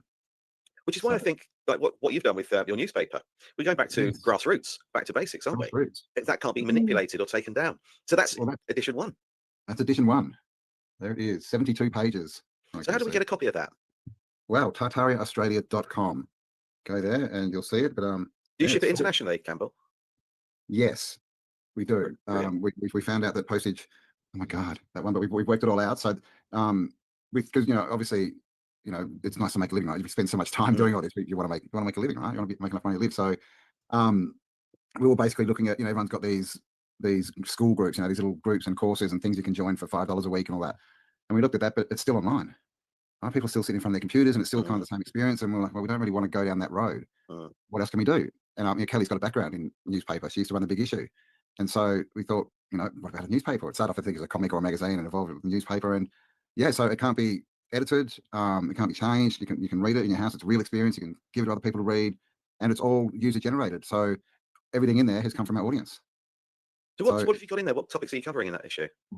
Whatever people send in is what gets covered. So we've got rocket church flying buildings. Someone talking about how the buildings look like rockets. We've got Scandinavian Tartaria or Atlantis. We've got like pictures and like people are advertising their companies. Sorry, I've got a green screen on. So there's advertisements for people who, do different healing work or other little businesses. So it's very random. Frequency weapons are not new. The penis plague, that one's been getting a bit of attention. The penis plague, right? Which is a very interesting story, but you'll have to buy the magazine if you want to read it, people. And there's even like someone who's starting like a dating site for awake and unjabbed people. Right, that's a bloody good idea. Yeah. And so it's everything, right? Lots of articles, ads. Some people just send in photos. Some of it's like 10 words, some of them are like 3-page articles. Seeking seeders. So there you go, someone else starting up something. Exchange, educate, empower, create. So people are advertising their buildings. We've got some pictures. Paula did an article. I was going to ask if Paula got involved. Yeah, Paula's in there. So it's very unique. It's basically a snapshot of the mindset of our audience in those couple of months. So will it be bi-monthly? Bi-monthly, yeah. So every 2 months. And it's a place to be, right? And this is all about getting back in the 3D world, and people have, asked if they can get extras so they can hand them out. Some people, bought more than one. And so we're just trying to get that thing, right? Just basically get people away from the screen, because again, it's useful, right? The internet's useful. We both work online and with computers, and it is useful, right? But we've got to get back to understanding it's a tool. It's just a tool. That's it. We're using it as something greater than us, and this, and now it just takes a lot of our attention. People are scrolling, and I'm onto this new theory that the internet is now eating itself. I think it's becoming more and more irrelevant, especially with AI, right? We don't even know what's real anymore. So how much use is it to us? Even down to the passwords. Every time you try and get online, you got to remember this password that you don't know because you've had to change it 50 times. Yes. For our safety, of course. Oh, absolutely. So it's just getting to the point where it's a big hassle, right? A lot of the stuff online, it just is, and we're not getting any benefit back. So that's kind of what we're doing. We're moving back into the 3D world. But it's a shame, isn't it? Because I have this conversation a lot with people. They'll say to me, I don't have time to read books. And yet I'll see that they're on social media all of the time. That they're sharing everything and they're commenting on everything. They're liking other people's comments. I think you have got time to read. You're just spending your time perhaps not in the best way you could. And that, of course, is driven. We're being pushed to do that, aren't we? Where our friends become virtual and we're not spending time with people. And I say to people, probably at least once a day, have you thought about turning your phone off for an hour? Just an hour. Nothing's going to happen. No one's going to die. You're okay. You can just turn it off for an hour. Or what about 24 hours when you don't go on social media at all? Have you thought about that? Fast. 24 hours social media fast. Yeah. Reset weekends. Yeah, I think it's so weekends without any technology. Yeah. Like we need to, right? Like it's getting crazy out there. And the algorithms are made to keep us scrolling. That's essentially why we have things like TikTok, where it's short form, right? So it keeps you scrolling, and that keeps your dopamine up, and that keeps you on the app longer. But saying that, there is a lot of good stuff in there too. It all depends how you look at it. If you're looking at it like, this is a control device that's trying to steal my information, it's trying to get my attention, but I'm looking for some information, so that's what I'm doing. That's much different than going, what's on TikTok? Oh my God, look at that! Oh my God, look at that! Oh, look at this! That's sensational!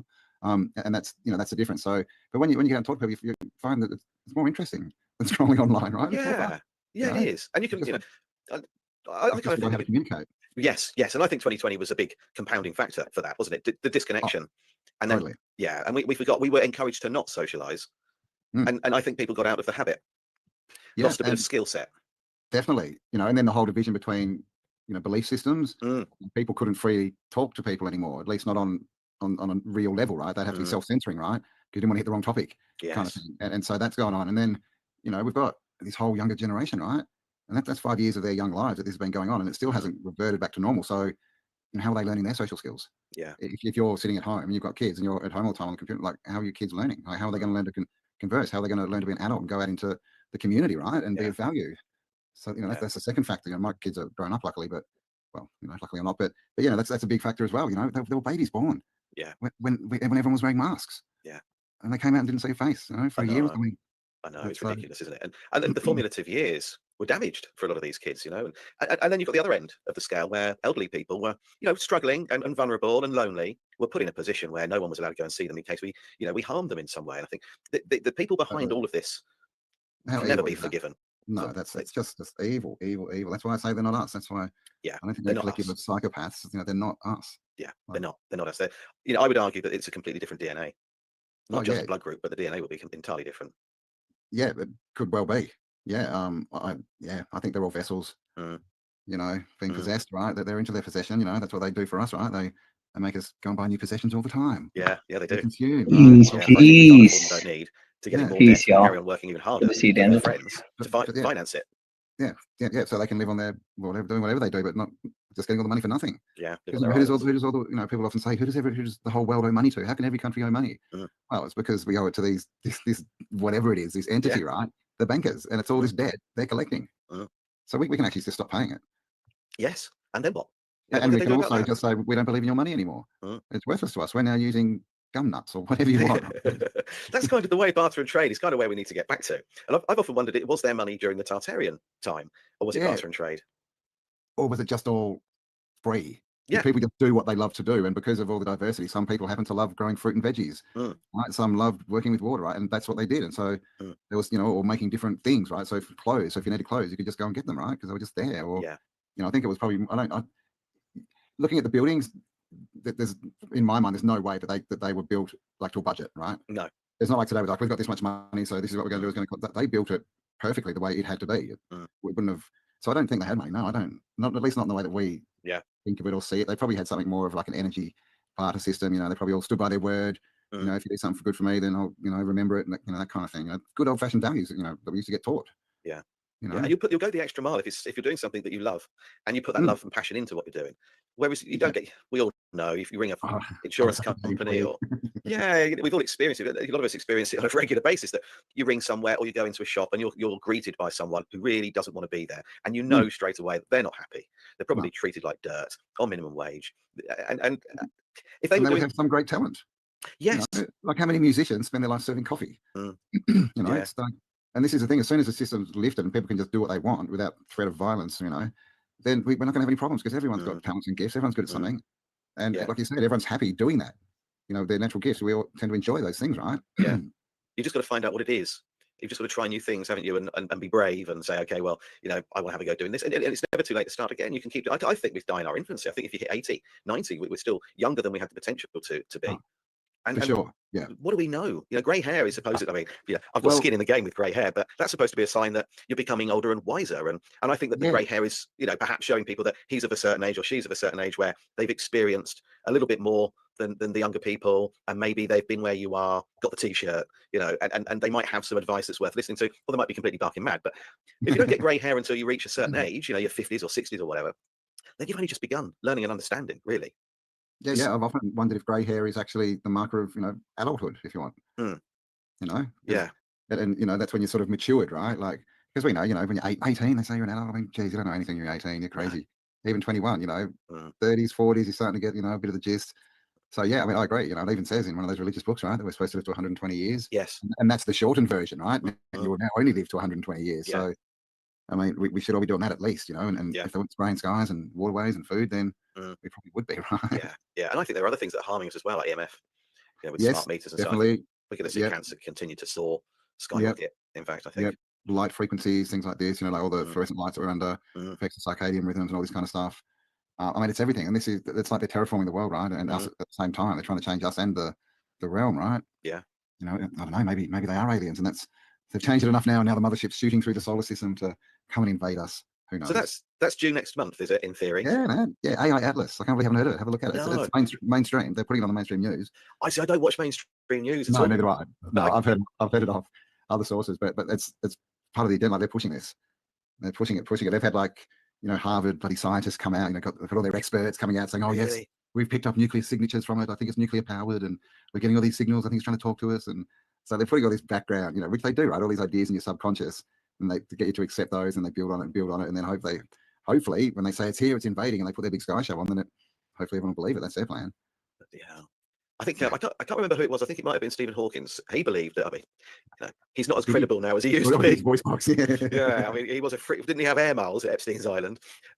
So he's not someone that is perhaps in certain circles as credible as he once was. But he said that, or something along the lines of that. He believed that the reasons real aliens, haven't shown themselves to the public en masse is because half of the population of the world would immediately get out a gun and shoot at them. Well, maybe so. Yeah. I guess it depends where they landed. Yeah, I mean, but if you're an alien, you wouldn't just, you know, if you're that intelligent, they just land. No. They also don't think that what they would do is go to our leaders. No. If they were intelligent, that would be the last place they would go, right? So they're much, you know, more likely, I guess, to try and influence people, which, you know, could be valid. You know, a lot of people say they talk to all these entities and Stars Fleet Academy or whoever it is. Yeah, the Galactic Federation. The Galactic Force, that one. So, you know, who knows? You know, because I think if there's ETs, they're either from other land, you know, out of land or different dimension. I think it's, you know, it could be a dimension thing, which is, I think, where this parasite has come from. You know, we've suddenly got a lot of talk of wormholes and all this kind of stuff, and, you know, portals and that. So I think, and time travel, you know, like, so I think there is ways for other entities to get in here, right? Yeah. You know, there's probably ways for us to get out. Yes. Yes. So maybe that is how you get through the ice wall. If there is an ice wall and there are continents beyond it, maybe that's how you actually achieve it. The portal, just go through it. Could be. Yeah, this is why we all need to ignore the system. Stop feeding it. Absolutely. And we feed it with fear a lot of the time. Yeah. I think if everyone just stopped feeding it anything, money or attention for a week, what could they do? They'd be completely, they'd be gone in a week. Yeah, and the real news doesn't hit mainstream anyway. Very rarely. No. There was a protest here that turned into it's almost turned into a riot a while back. I think it was last week, and it wasn't being covered. There was no coverage of it on mainstream media until the police intervened. The police started getting a bit heavy-handed, and all of a sudden, that's when it started. So, and obviously, you know, in my opinion, that was because it was peaceful. The police joined in. It became, you know, heated, and at that point, they don't show you the before. They just show you what happened once the police got involved, and then they can tell you anything about why the police had to get involved. But what my wife was watching it from start to finish, and she said there was no need for the police to get involved at all. They did to incite violence. 100%. There's no need from our point of view, right? But from their point of view, there is, because this is what they need. They need to paint us as the crazies. Yes, You exactly. know, the normal people that are standing up and just speaking, we've got to be crazy, right? Because if we're not, then people believe us, right? And we're saying that they're the problem, that the government are the problem. Like, and this is where they are. This is why I think they're all scared, right? They don't know what to do. But then there's Antifa. I was watching the footage from France or Paris, and everyone was, nice, peaceful, as you normally see in protests. And then you see this group of like 100 people, all in black, faces covered. And as soon as the police came, they just started trashing the joint, setting bins on fire, like ripping the road up to get rocks to throw at the police. And then, of course, on the news, all the protesters are, violent and attacking police. And so it's a script, right? But that's one good thing about phones, right? We can now find footage of people who are in these things, and you can see what actually goes on. Yeah. Which is what you should do rather than watching news. You definitely shouldn't watch the news. I haven't watched the news. Is the news still on? Do people still watch Apparently it? so. Yeah. I haven't watched.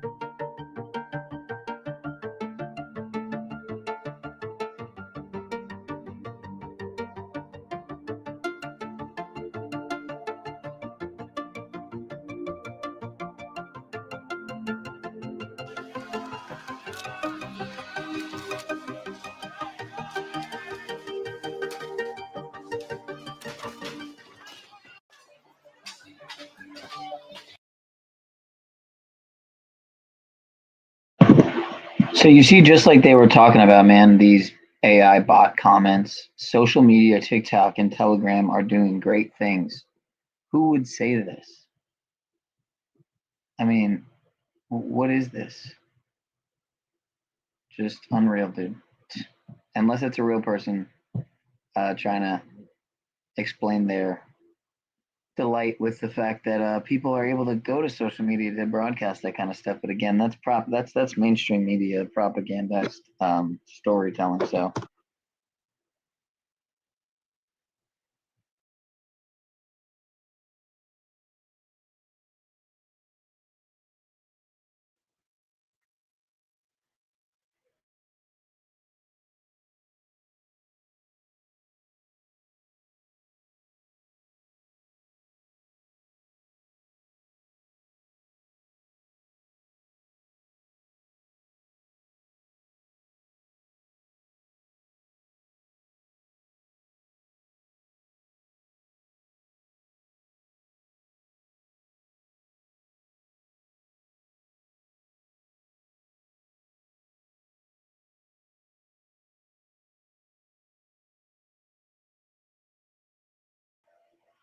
no sound for real? What's going on here? Hold on. Wow, dude. You're saying there's no sound on the video? For real? Hold up. Maybe it's because I... All right, tell me now. Is it better now? Let me know if it's okay.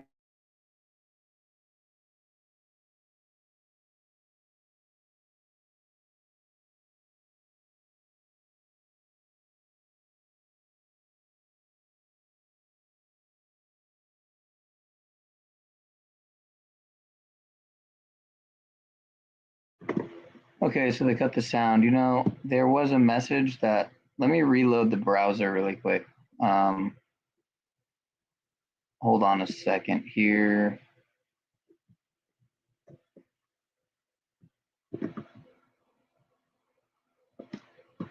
I'm going to counter their hate with some positivity and reload the browser. There's some positivity towards YouTube because I love you.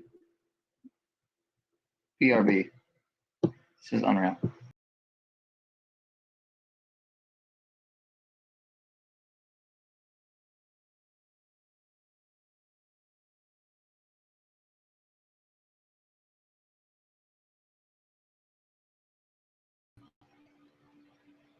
All right, let's see here. I don't know what the heck's going on, peoples. Let me know. Yeah, that's where he makes all his money. They're all contracts as far as his SpaceX and all this kind of stuff. Let me know if it's good. You know, the story is, well, you know, true or not, his father, you know, they own the biggest emerald mine in Africa, so he comes from money. But that's if it's the real Elon Musk, you know. Yes. He's just the character. I think they're all put up, they're funded. You know, we can't tell if he's a billionaire or not. He's definitely nowhere near the richest man in the world. And how do you become the richest man in the world off what? Some government contracts for SpaceX, where you would think there has to be a lot, because he'd have to spend a lot to make all those, you know, fake spaceships and stuff. Tesla's nowhere near as big as things like Toyota or Hyundai or Ford. It's tiny. And then what's he got? Some money from when he sold PayPal, which he didn't create either. So it's all crap. Like, they just put them up, put figures there, they give them the nice lifestyle, they give them a house to live in, and then basically that's what they do, right? Play ball or you lose it all. Right? And plus we shame you in the media. Yes. So, yeah, because it wouldn't take much, would it, just to pop something up on the news saying that you know, he's been arrested with allegations of being Epstein's, you know, best friend or something similar along those lines. What do you currently? Just plant, and they could plant it, couldn't they? They don't even necessarily have to find anything at all. They could say it or plant it. All the time. Yeah, there'd be nothing anyone could do about any of it. Is there anything you're currently researching? At the moment, I'm kind of looking at the whole internet thing a lot, and the AI thing, and you know, digital ID, and what's the sort of, what do we do about it?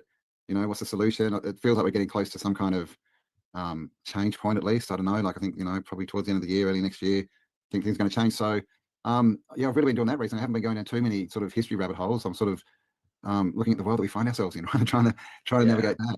And you know, putting a lot of work obviously into the live events and the newspaper, and we've got a few other things. We're also with Kelly, like, we're getting into the whole law thing, and basically leaving the system, right? We're starting up a trust, so we're going to get out of the public and into the private, get out of, you know, the tax and all the law stuff, and then work on. I've got a few people around us, you know, who've been doing it for years and years. So we're going to walk down that path in the next sort of year and basically detach from the system as much as we can. We've got friends who have sent all their documentation back. They've sent everything back, their licenses, their birth certificates, all their bank cards, and basically said, this is not me, this is all fraud. I don't, you know, I no longer, you know, am this person. Basically, I don't. So but we're just going to take our time, you know, because we don't want to end up doing something that, you know, you got to fight your battles as well, right? Which is, you know, and so it's a journey, it's a ladder. But yeah, that's the next big thing, which is, I think, you know, where ultimately isn't that where every, you know, truther is headed? Like, out of the system, right? That we know what the issue is. It's the system. So that's got to be the sort of end, you know, at least one of the end gates is getting out of it. So that's another big focus. So got a lot going on next year. Yeah, you have. I mean, I think with the system, Richard Vobes has recently bought some land, and he wants to get off grid completely. He doesn't. He doesn't pay council tax. He doesn't pay water. Obviously, he doesn't have a TV license. He's not paying income tax either. He's fought all of it, and he's managed to get his girlfriend's children out of the education system, and they've even had the police around him. And he's finally at the point this week where he now owns the land and he's growing his own produce and trying to be self-sufficient. And he's he's in a fortunate position. He owns his house. He paid the mortgage off a very long time ago. So it's something that he's actually doing, and I find it really interesting to watch the journey that he's been on, because he shared it with me, and I'm kind of stuck in it. I'm stuck in the system because for me to be because I rent, for one. Secondly, my books are published through Amazon. Now, they're not going to pay me in any other way other than a bank transfer, so I have to have a bank account. And also there's the aspect of travel. Would I want to hand my passport back? No. That's the big one. Yeah, that's the big one. That hasn't been tested yet, so we're like, I'm kind of picking my battles, really. But May next year is my turning point. That's when I actually, my private pension, I started when I was 18 years old to help a friend out. He just left the Royal Navy. He'd done 3 years in the Royal Navy, and he went to work. He couldn't find a job, so he went to work for an insurance company, knocking on doors, basically going around trying to sell people a pension. I signed up, and all of his friends signed up to help him get started. He had to sell 10 policies to get a permanent job with them. So we all signed up, and I didn't think anything of it. It was a tiny amount of money that you didn't notice each month, and it pays out in May. So yeah. So lump sum coming. Yeah, nice. Yeah, so that's 37 years ago. Oh wow. Okay, so it's substantial-ish, I'm guessing. Yeah, so and that's enough for me to buy land, and we're looking at Portugal, and actually remove ourselves from the system completely. But I'm still going to need to dip in and out because I can't self-publish my books. People can't buy them online without me having a bank account of sorts. Yeah, well, this is the thing. We need to recreate all of these systems. Not that that's probably the right word, but we need to create our versions of all this stuff, right? Yes, we and do. but that's going to take time, and that's why, you know, for most people, it's going to be a sort of slow walk out of the system, right? Because it's no, you know, it's no, you're no good to yourself or anyone if you're just sitting on your land, but you can't feed yourself. You know, you're sitting there in the cold, right? Doesn't help anyone. So it's everyone's got to, and that's the thing. It's got to be, you know, your decision. So we're going to actually bring in like lots of different points of view because there's lots of different, you know, angles, and everyone thinks they're right. So we want to get away from that. Just show all the different things, and people make their mind up what they want to do. You know, you got to walk your own path. It's part of growing up. You know, if everyone wants this new world they keep talking about, well, you've got to be responsible in the new world, right? Which means you've got to start now. You know, I think that's why communities don't work. You know, like as far as communes, people, you know, all put in and go and buy land, and they all disintegrate, right? Because people haven't taken responsibility, so they all turn up with their problems, and they all lump them in the field together, and then it just makes everything worse. So, and I think for something to completely die, in order for it to be reborn, so for us to come out of this current period and go move into the next, it's going to get a lot worse. We are going to see it, because that's how it works, isn't it? For something to be born out of the ashes, like a phoenix rising from the ashes, it actually has got to burst into flames. So yeah. Well, like the butterfly, right? The butterfly, you know, the caterpillar goes in the cocoon, and then it turns to liquid. It liquefies. So there's nothing left of the caterpillar before it grows into the butterfly. And the cells that do it, that make it transform, or what is it, metamorphosize, are called imaginal cells. So there you go. That's what's going to get us through the change as well, right? It's our imagination. What we can see on the other side. So which doesn't live inside the computer. No, absolutely right. So to get a copy of your newspaper, is it a visit to the website? Is that the best place? Yep. Just go to the website tartariaaustralia.com. Scroll down, and it's not far down. You'll see it. It's very visible. And yeah, you can go there and sign up and check out what else is on the website. You were talking about coming over to the UK to do a tour. Is that something that you might do in the future? Yeah, well, we're still thinking about it. Yeah, we ran out of time basically because we had to build the farm to run the event, and we had all this other stuff on, and so we didn't get there. But yeah, no, Kelly spent half her childhood in the UK, so she's definitely wants to go. So yeah, it's definitely, we'd love to come and do a tour, right? Come and do a few shows over there. Yeah. Do you think you might do that next year, perhaps? Yeah, it's definitely a possibility. Yeah. Next year for sure. Be nice if the Australian dollar went up a bit because it's crap at the moment. But yeah, no. So yeah, I'm going to go to Pakistan as well for a tour in February. So that'll be fun. And then I think that's all we've got. We've got a lot of Australian like dates as well. But yeah, we definitely need to do some. Yeah, we definitely want to do a UK tour. It'd be lovely to see you here. Yeah, I'm into it. You know, and Martin's there, and we've got other, you know, friends in common there. So yeah, we're definitely into it. It just didn't work this year with time too much on. And yeah, you know, like especially Kelly, she's still got a full-time job, right? She runs a charity, so that's a lot harder for her to get time. When me, I don't have it. I just okay. I've got no time. But yeah, no, we'll definitely get there. Yeah. So I think next year's a good possibility. Yeah. Well, I hope you do make it across. And thanks, Campbell, for giving up your time. I sort of keep an eye on the time. We normally go for about an hour, don't we? And I just noticed we're what have we done? Oh wow, an hour and 3 or an hour and a half. Yeah, but I appreciate you giving up your time, and it's been great having you back on. Yeah. It's been nice having a chat for a while. Yeah. It's been too long, mate. Yeah, for sure. Well, we'll have to do it again. Yeah. So hopefully I'll put a link up in the description, and people can take a trip over to your website and get a copy of your paper. I wish you the very best with that. I think it's fantastic. Back to grassroots. Yeah. I think, you know, we've tried the whole electronic thing, you know, the digital future, and I think we don't seem to be that far into it, and it's looking like a bad idea, right? Yeah, I think you're right. I'm kind of with Mark Devlin. I don't know if you know of Mark Devlin, but yeah. He says that the thing with Kindle is that okay, a lot of people want to read electronically. They don't want to hold an old book. They can't be bothered with it, or that the inconvenience of having to lug a book around and storage and so on. But Kindle, at the end of the day, you know, kindling, book burning. What you're reading might not be what the author published. You know, you just don't know. And for old books, it's probably not. But that's the thing is how easy we saw how easy it was for them to take down YouTube accounts, censor everyone. So if they want to get rid of books, it's just a flick of a button now. They don't have to burn the city down anymore. No, exactly. And what happens if they do turn it all off? If we end up in some sort of civil war or world war, they turn it all off. All we've got then is books and some old vinyl. Yeah, and a candle. Books, you don't want to be stuck with Mills and Boon, man. Go and get some real books. No, exactly. Yeah. Well, thanks again, Campbell. I really appreciate your time. And cheers, guy. I'll put a link up, and you know, we'll get some people over to your website and get some of those books ordered. But thanks again. It was really lovely chatting to you. Yeah, I enjoyed it, mate. Thanks. Bye for now. Yeah, see you soon. Bye-bye.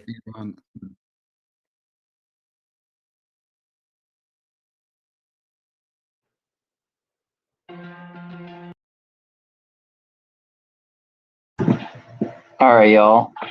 That's about that. All right, y'all. Oh wow. Sorry about that. It's been real. I actually didn't plan to watch that whole video, listen to that whole thing, but I was kind of doing some stuff in the background here.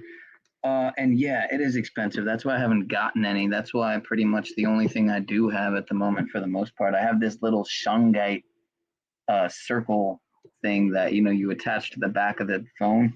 And I don't even attach it. I have the sticker on it still. I just kind of hold it and keep it in my pocket. I sleep with it in my pocket at night, but it's so small that I doubt it does much. Although I shouldn't doubt it, because why am I doubting it? Shungite, Orgonite, these things are really powerful. Yeah, I've wanted an Orgonite pyramid, Orgon pyramid for quite some time. Pure silver EMF hoodie and balaclava. I've heard of that. Not to be confused with baklava, which is a very delicious Greek pastry. Greek? I think it's Greek. Phyllo dough, honey, nuts. Oh man, give me some baklava. I actually did a baklava commercial for my grandma's show when I was like a teenager. I'm the official baklava taster, and my name is Sean. I've been eating baklava since the day that I was born. That was a classic. I might have to pull that up. Hey Jimmy, can you pull that? Can you pull that one up?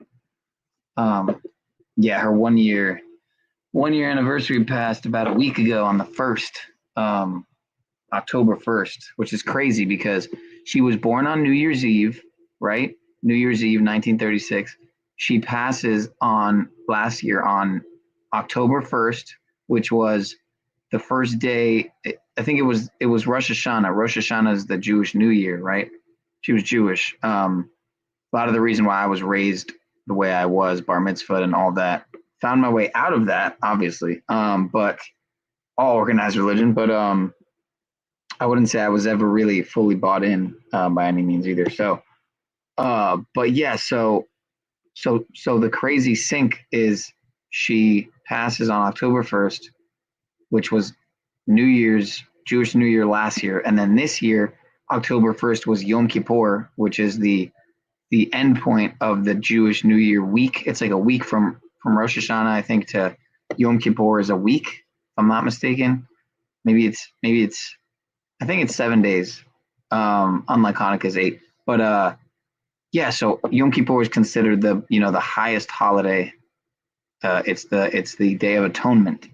So I just saw all that as so crazy, man, because literally at the funeral home last year, the rabbi actually said essentially that we didn't have to mourn because it was the one day of the year that if you were to pass on, you're kind of like, you can wipe your hands of the grief process. It's kind of like she was automatically written into the book of life without it's called in the faith the book of life. You're sealed. You're sealed in the book of life depending on how you pass and all this stuff. I forget the optics of how you are written into the book of life. I forget it all. I've been out of the I did somewhat celebrate, so to speak, the holiday. I fasted for 24 hours. I did watch some services and whatnot, but as we were watching earlier in the stream when I was covering the CrowHouse, he showed a part of a service where I should really play this again because it's pretty disturbing what was being said at this service with thousands watching. Let me see if I could find this, man. Just listen to what this cantor or female rabbi, it wasn't a female rabbi. I'm pretty sure it was a cantor or maybe just a speaker. I'm not sure. Will I be able to even find that? I would have to skim this whole thing. It was so long. But yeah, I'll probably keep it there, and I'll be back on. Decoding with Cody had some great finds with, and I kind of wanted to get into that with the grid down scenario, cyber polygon optics, and anyway, he was tying in Erica Kirk's family and the EMP protection company, electromagnetic pulse protection company that they operate, and how it's linked. Oh, here it is. And how it's linked to the show Revolution, which was about a grid down scenario, which came out in the time of Obama. and all this stuff, which seems to be pointing to the high likability and potentiality of, you know, a grid down scenario. So what are you guys going to do when the grid goes down? That's the question, right? If it is going to be the purge, literally, if it is going to be blackout, if it is going to be revolution, if it is going to be all these shows that have pre-programmed, I mean, the pre-programming is for a reason, folks. It's either because it's going to happen, it's definitely in the works and planned to happen, or it's hoped to happen and they're going to try and, you know, put some agendas in play to try and make it happen. Doesn't mean it's going to come to pass. Sometimes it's dependent on the collective consciousness manifesting it into the reality. But other times it's very well just planned. But here, let's go to this. Listen to what was being said at this service. Totally inverted and putting a bad name on the Jew, you know, I don't want to say the Jews, but the Jays, who are, you know, decent people and don't have an inverted perception of the Most High. Here, just listen to this, man. Important. Concrete over the crime scene. Just take over the company with a fireworks display. It's just remarkable how they managed to get away with it, folks. And, you know, these people, it's just one big game to them. I mean, Jews do not worship the same God that other people do. The greatest lie humanity tells itself is that we have outgrown human sacrifice.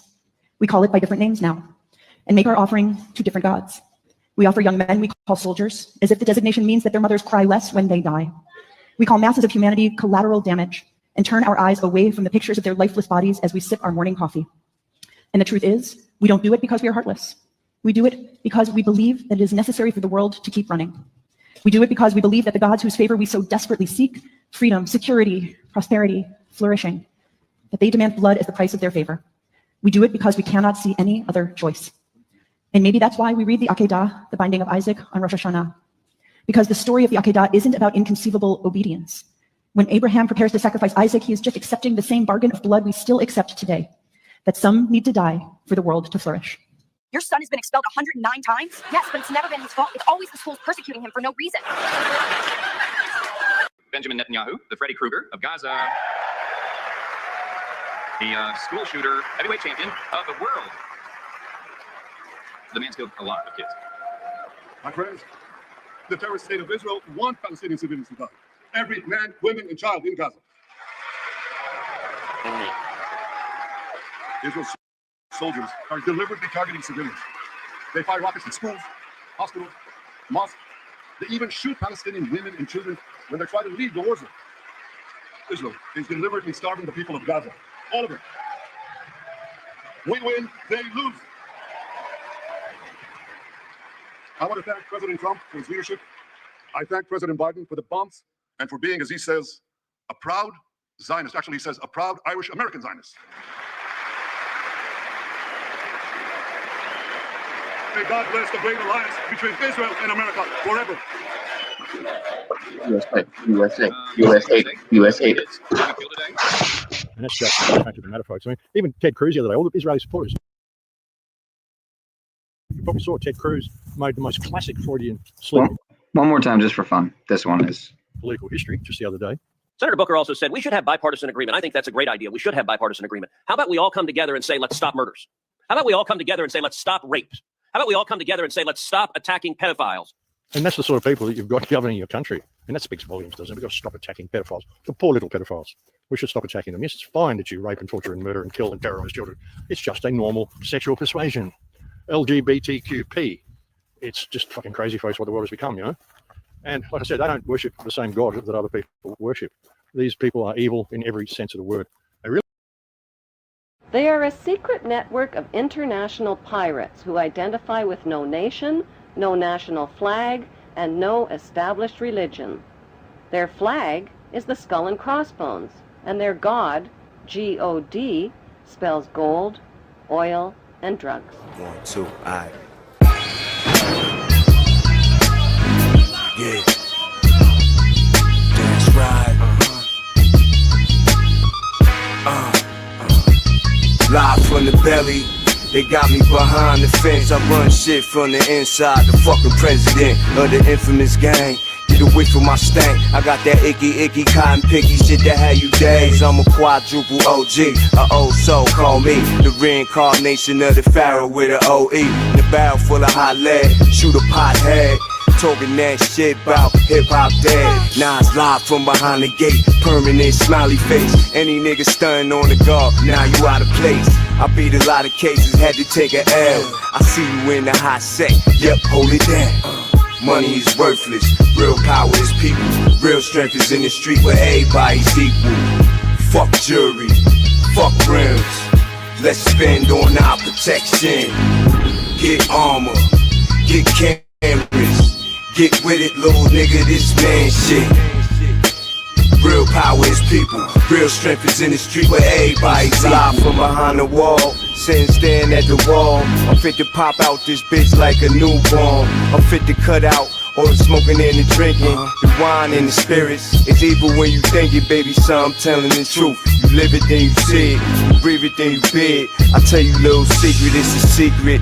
Government, they worship an hour. They practice witchcraft to harness their power. Pedophiles rape little kids for energy.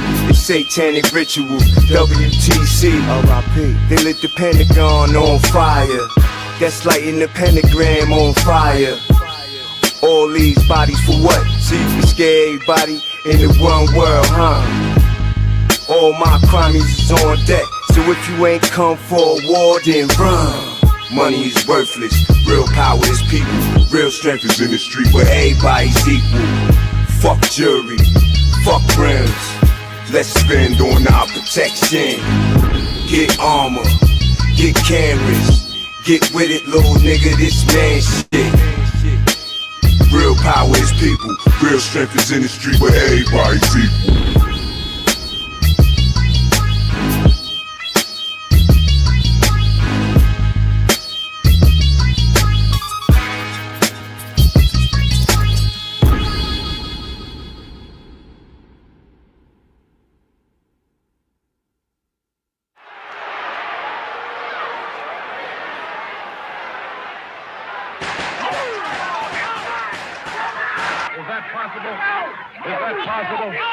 Is it possible, ladies and gentlemen?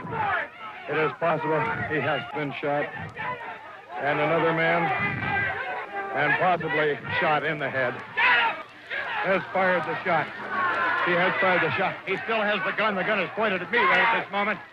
I hope they can get the gun out of his hand. Be very careful. Get the gun. Get the gun. Get the gun.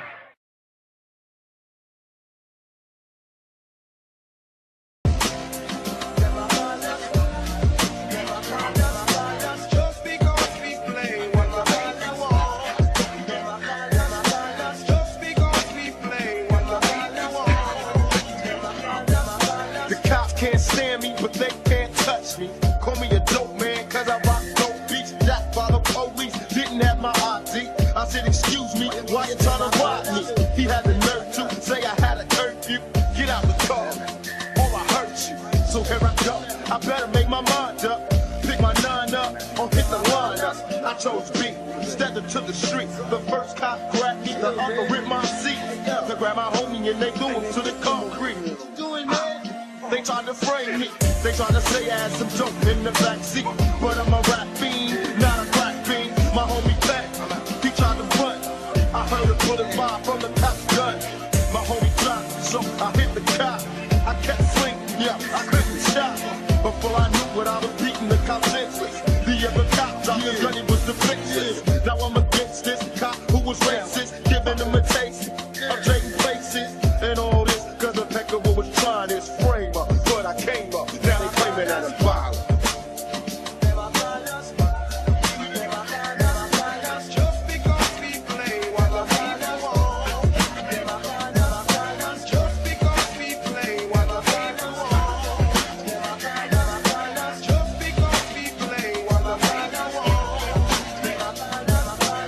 As I was beating on the cop, I heard a gun click, then the gunshot. But I wasn't hit. I turned around, it was my homie with the gun in hand. He shot the cop, now he's a dead man. I said, come on, it's time for us to get away. They gon' go back up, and they'll be on their way. Jumped in the car, and tried to get away quick. The car wouldn't start. We in deep